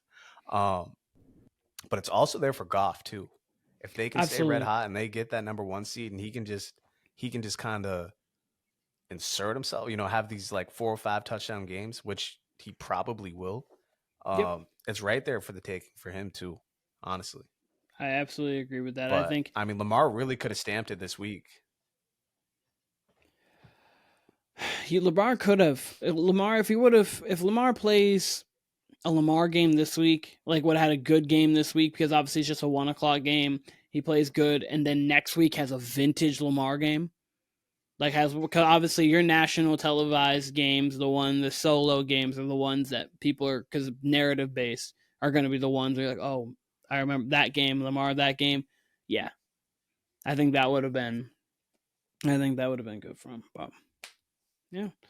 What I fear is going to happen though is like the Eagles getting like to 3 or 4 losses and being the best team in the league, and Hurts just kind of like 2015 Steph Currying his way to that MVP. You know what I mean? Like, not taking anything away from Curry that year either, but like there was more spectacular seasons, but he was the best player on the best team kind of thing.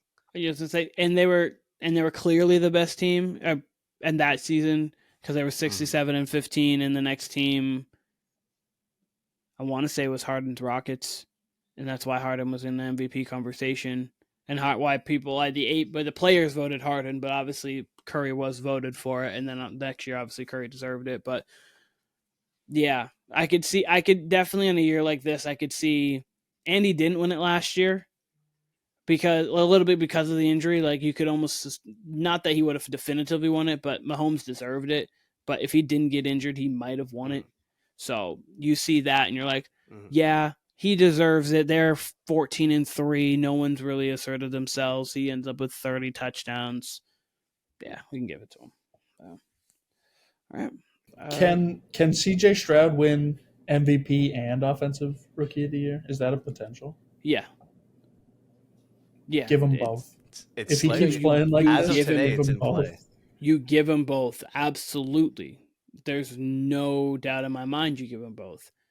Because obviously, if you're the MVP and not the Rookie of the Year, then what are you? You're the second best rookie, but you're the MVP. What? I don't care. Listen, Jordan Addison wins Offensive Rookie of the Year.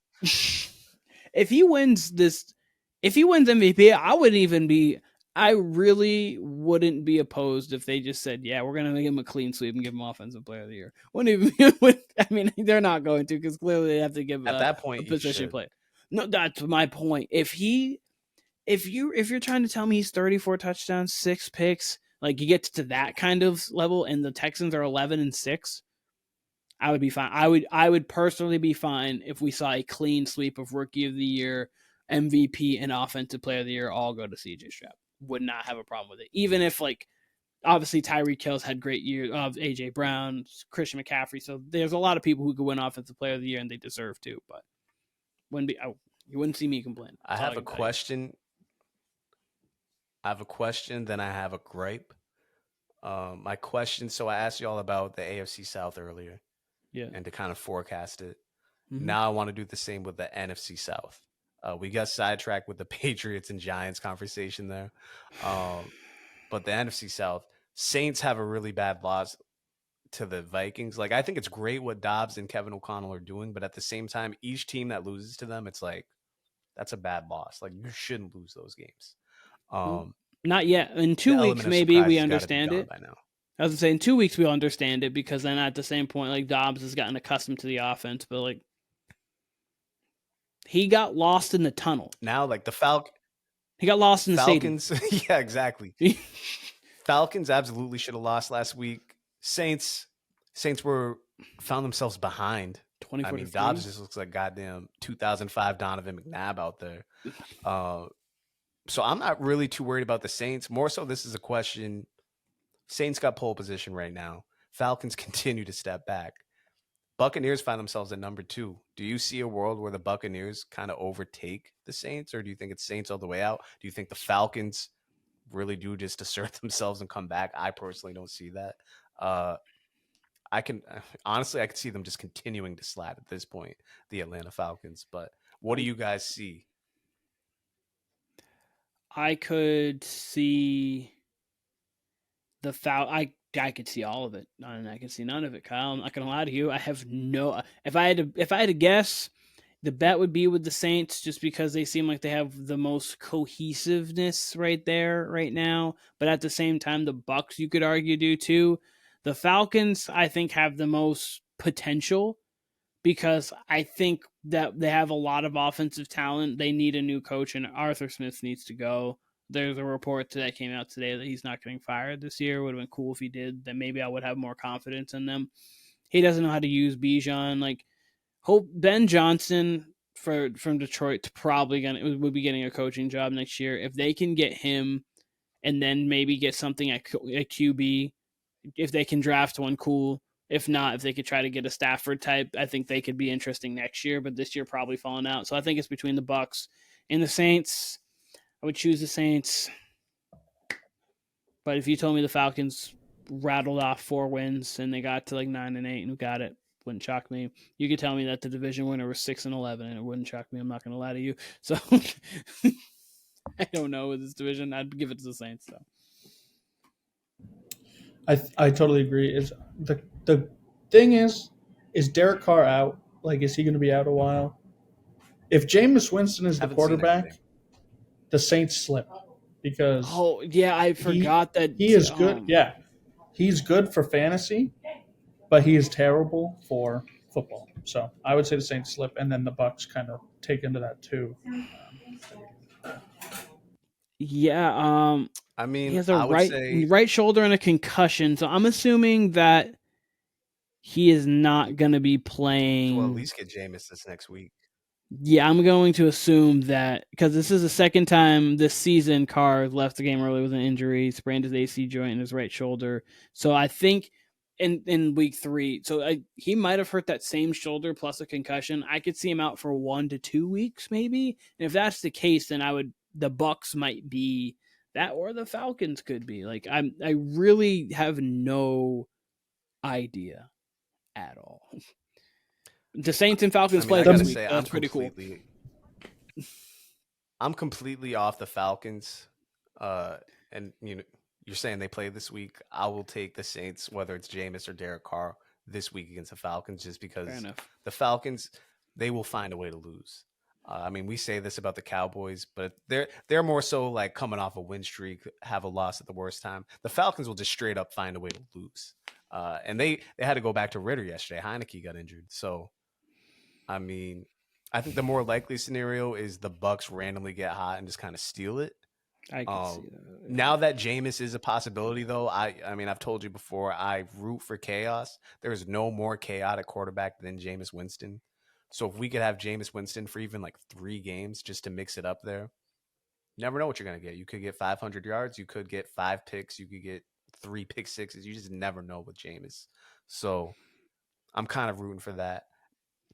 If I had to bet on it, I would say the Saints, though. They did, honestly, going into this game against the Vikings, they started to look real cohesive. They started to look like they had some sort of identity. Yep. Carr looked like he started to get some sort of handle on this offense. But, yeah, now you never know. I mean, really, to me, it's now a 2-team race. I have no faith in these Falcons anymore. They are entertaining. I'll say that. They'll be in every game. They seem to love losing by 2 points or winning by 2 points. It's never 3. It's never 1. It always seems to be 2. I don't know what that's about, but yeah. They love to be in the situation to where if they make or miss the kick at the end of the game, they don't want to tie it. They just want to know, like, okay, if they make it, we win. If we miss, we lose, or vice versa, depending on who the opponent and who has the ball last is. But you said you had a gripe, Kyle, unless Timmy, you had something else to say about this atrocious division. The main thing I got to say about this division is I do not care who wins it because they are losing in the first round of the playoffs. Like, it literally doesn't matter. Like, I don't think any team can make noise when it comes to the playoffs. So it doesn't matter. They're going to be playing the 7 seed too or whatever. So actually they'll play the 5 because they're the 4. But if we're talking about just making noise and putting a scare into a team, I could see the Saints scaring a team. I don't know about necessarily winning, but I could see the Saints competing in that game at least. I think they have enough talent on both sides of the ball. They have one of the most competent defenses, but to be honest with you, I think I almost would go with the Bucks because I think the Bucks do have Super Bowl remnants on their roster, people who have been there and won a Super Bowl. So I think that, and Todd Bowles obviously was a part of that staff. So I think you have, and Baker's won a playoff game too. So the Cowboys or possibly like the Seahawks, I mean, probably the Cowboys, honestly, because I think the Eagles will win the division. The Cowboys will be the 5 seed, would be going to Tampa like they did last year. I think I would have the Cowboys winning that game for sure. But if there was a team, I would probably say Tampa. But yeah, we don't know. They're both bad. My gripe is, what the hell is the point of flex scheduling if we're not going to use it? Mm-hmm.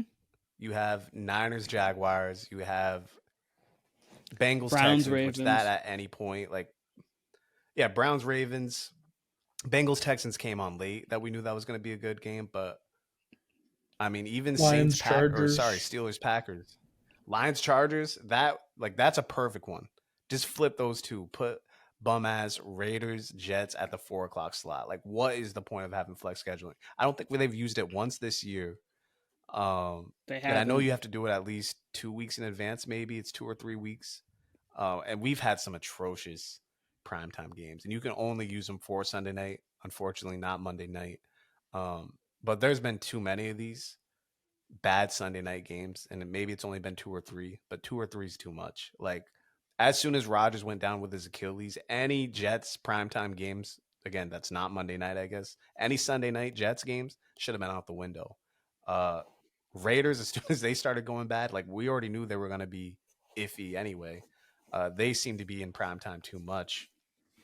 It's just frustrating because this is every year where it's like, okay, why is this game on? It doesn't need to be on. Like, I think you can start flexing after week 4. Like, they moved it up to where, like, you could start having an effect on these games. And as you said, they haven't done it once this year. So I just don't understand the point of flex scheduling if we're not actually going to use it. Because I would use it this week. I don't know of any game. Yeah, like this. What's the Sunday night game this week? It's Vikings Broncos. I understand that's not terrible, and it isn't terrible, but I would rather see Steelers Browns. But there's probably better options. Steelers Browns is unfortunately Steelers Browns is the best option because, like, I mean, it'd be Dolphins Raiders. would be like kind of what you would have, because or Bucks 49ers even I could get behind that more, but there's actually not that great of a game At least slate this week. At least Broncos Pats, Vikings is Giants. nice. Like Pats Giants put that on Sunday night. Two Yeah. legacy franchises. Put 2 legacy franchises, and we'll get another 9-6 game. We can see the lowest at least scoring 21st century game of all time. It somehow might be better. No, it wouldn't be. Tommy DeVito versus Bailey Zappi would not be better than last night, and last night was atrocious. At least I'll say Broncos Vikings. That'll at least be entertaining. Yeah. I hope they do it week 13. I'm looking at this right now. They have Chiefs Packers at the late night game. There's a couple bad ones. There's Chiefs Packers as a late night game. It's Mahomes, so I'm fine. You're fine with that. But Niners Eagles is at the 4:25 slot. Just switch them. That's a 4:25 game. They gotta put that on Sunday night. Just switch that. NFC Championship preview. You just switch them. They absolutely and then yeah, especially because the Packers back to back. Oh wait, that's a double Monday night. Never mind. On the December 11th. Double Monday night game. I noticed that last night too. For some reason. A nice double Monday night there. Otherwise, that I'm looking right now, it's not terrible for the most part. I mean, the second to last week on December 31st, if they don't switch Chiefs Bengals to that slot and move the Packers and Vikings out of that slot, I'm gonna be kind of upset. I don't care if the Bengals are out of it anyway. I don't care if the Bengals are out of it. That should have been an 8:30 game anyway. Yeah, no one thought the Packers and Vikings were going to be better than the Chiefs Bengals. Like, come on now. Come on, NFL. My main question I'm not even mad about the not flex scheduling. I'm mad about why are the Raiders in so many primetime games? Like what were they thinking? Thursday night, Monday night, Sunday night. They've hit every single one of them multiple times. Yeah, the crew just wanted to go to Vegas. That's all that was. And we get the Raiders, or we get the Raiders are like a legacy franchise, but geez, you don't need them that much. You really don't. And another thing that I'm now that we're talking about NFL scheduling, 2 things I'm upset about. One, why was Dolphins Chiefs over in Germany? We knew that game was going to be decent before the year started. Anyways, we already knew that. Why Bills Jags? Why is that over there? It should have been in Kansas City, and then Tyreek would have had his comeback to town. But Colts Patriots, I'm fine with that being over there. If you're gonna have games over there, have them mid-level. Have them mid-level games over there. Obviously, we didn't think the Patriots were gonna be this bad. Timmy, you did, but mid-level games, have those over there. I understand they want to see some pretty good people in the Jags, but if you're gonna have the Jags, don't have them playing the Bills. Have them playing the Titans. If you're going to do that, have that kind of game over there. Don't the games that really, really matter for seeding and everything, don't put that there. That's 1. And 2, this is just an NFL thing. It really sucks that every Thursday night game's on prime time. I mean, I'm fine because I have Amazon. Amazon Prime rather. But I have Amazon, so it's fine. But I don't like it. I really don't. I wish it was just a regular, went between NBC, ESPN, Fox, and just kind of cycled through where it was. I mean, it doesn't hurt. It doesn't hurt anything. I just don't. The only thing I hate about Amazon. Only thing I hate about it is that they got Al Michaels up there. They should have Al Michaels still on Sunday night.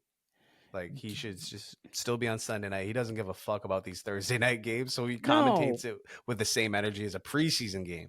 So I feel bad for Al Michaels, the legend. And that's more so what I mean. The environment. Prime, I guess it's the environment. I think Prime actually puts out a good product. I think they put out a good product. I think their halftime show is far better than goddamn NBC's. They got goddamn 15 people on the NBC pregame and halftime. That's completely unnecessary. And I think NBC has the best primetime games. I think they put on the best show per se for the primetime slot. But if you could flip their halftime shows, I'd be cool with that because there's no need for a 20-person cast for halftime and pregame and all that shit. But I don't know. The NFL does too much. I'm hopeful that Tom does come and do the whole booth thing in 2024 for Fox. I like Greg Olson. I do. But hearing Greg Olsen last year, 49ers, Eagles championship game, did not, like, just listening to it did not make it feel like, give it that real championship feel. When you listening to Nance and Romo do the Bengals and Chiefs, any Romo game for me, even how you feel about him, Collinsworth games, I feel like big. Buck and Aikman, I feel big games. I don't know. There's just something about Olsen. I can't even think of who he's with right now, but that tandem just doesn't give me big game vibes when I'm listening. That's the I thing. think that's because they're kind of younger in the game, though. I think they do a really good job calling games themselves. It doesn't have that feel, but that's also because we're not used to them. In general, though, I don't think I think it's I like don't that. think they do I don't bad. think it's like that Monday night.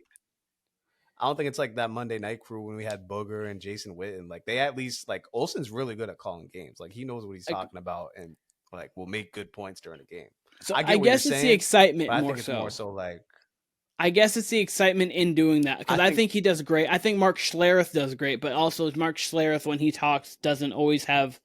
Even Mark Schlereth does from time to time. So they do their job really well, but I guess they don't always have the it factor with doing their job really well. If that makes sense.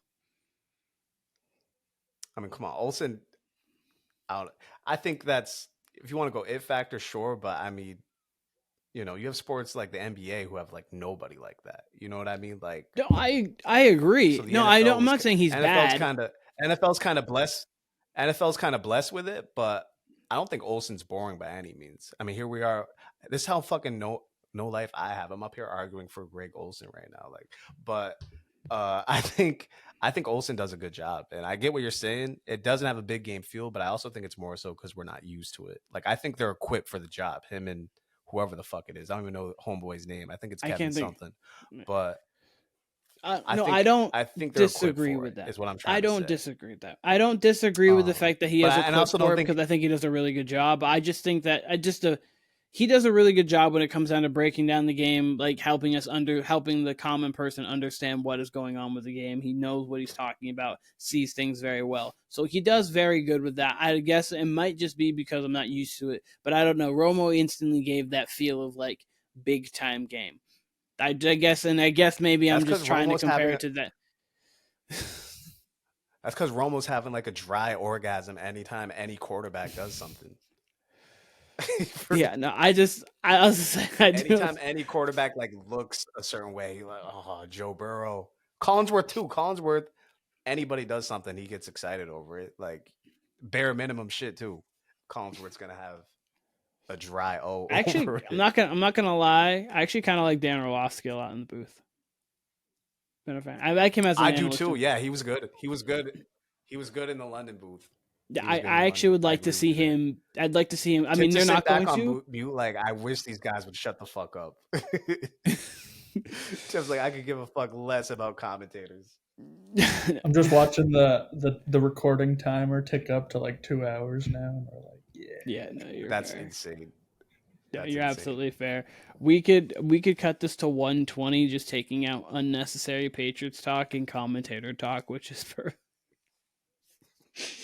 Maybe we take passionate arguments about. Maybe Patriots, we just take it off and put it off to the side and just have like a special edition one where it's just added into it instead of having. No, but you're right. That is. Tim, Gabby have her first game yet? Yeah, she's already had 3 games actually. Ooh. Have they? Yep. Have they gone? Lead the NCAA again? Rebounds. Done pretty well so far, but the team not as good as it was last year. So kind of a tough spot. That's rough. Wait, you said she was leading the NCAA in rebounds? Shouts to Gab. Mm-hmm. She did last year, right? How many board the game did she have? 18.8, I think, was her average. Jeez. Charles Barkley. Shout out to Gabby. I was gonna say shout out to G-Dubs. Shout out to Gabby. I was gonna say shout out Gabby. I mean, her and Angel Reese, neck and neck. Hey, she can go play for LSU right now, I bet. All right, well, since we are creeping up on about 2 Bills games, I've got 2 questions. Oh, I never mind. I Yeah, thought we're. Well, no, he just- wants to keep. Just want you there. I love shitting on the Steelers, so I gotta ask 2 fun stat questions. First one: this season, how many games have the Pittsburgh Steelers outgained their opponent in yards? This many. 0. 0. This many. And they are 6-3. And then this next one, it's just a funny one.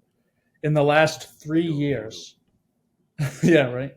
In the last 3 years, who has more 400-yard games? CJ Stroud or the Pittsburgh Steelers? It's CJ Stroud. End it right there. Proud. CJ, and this was the Warner Brothers podcast. We don't like the Steelers. Timmy does not like the Steelers up here. That's how I feel about the Broncos. That's how Kyle feels about the Jets. I don't like the Jets, but I don't have the same disdain for the Jets, I guess, because they haven't mattered to me and for wherever.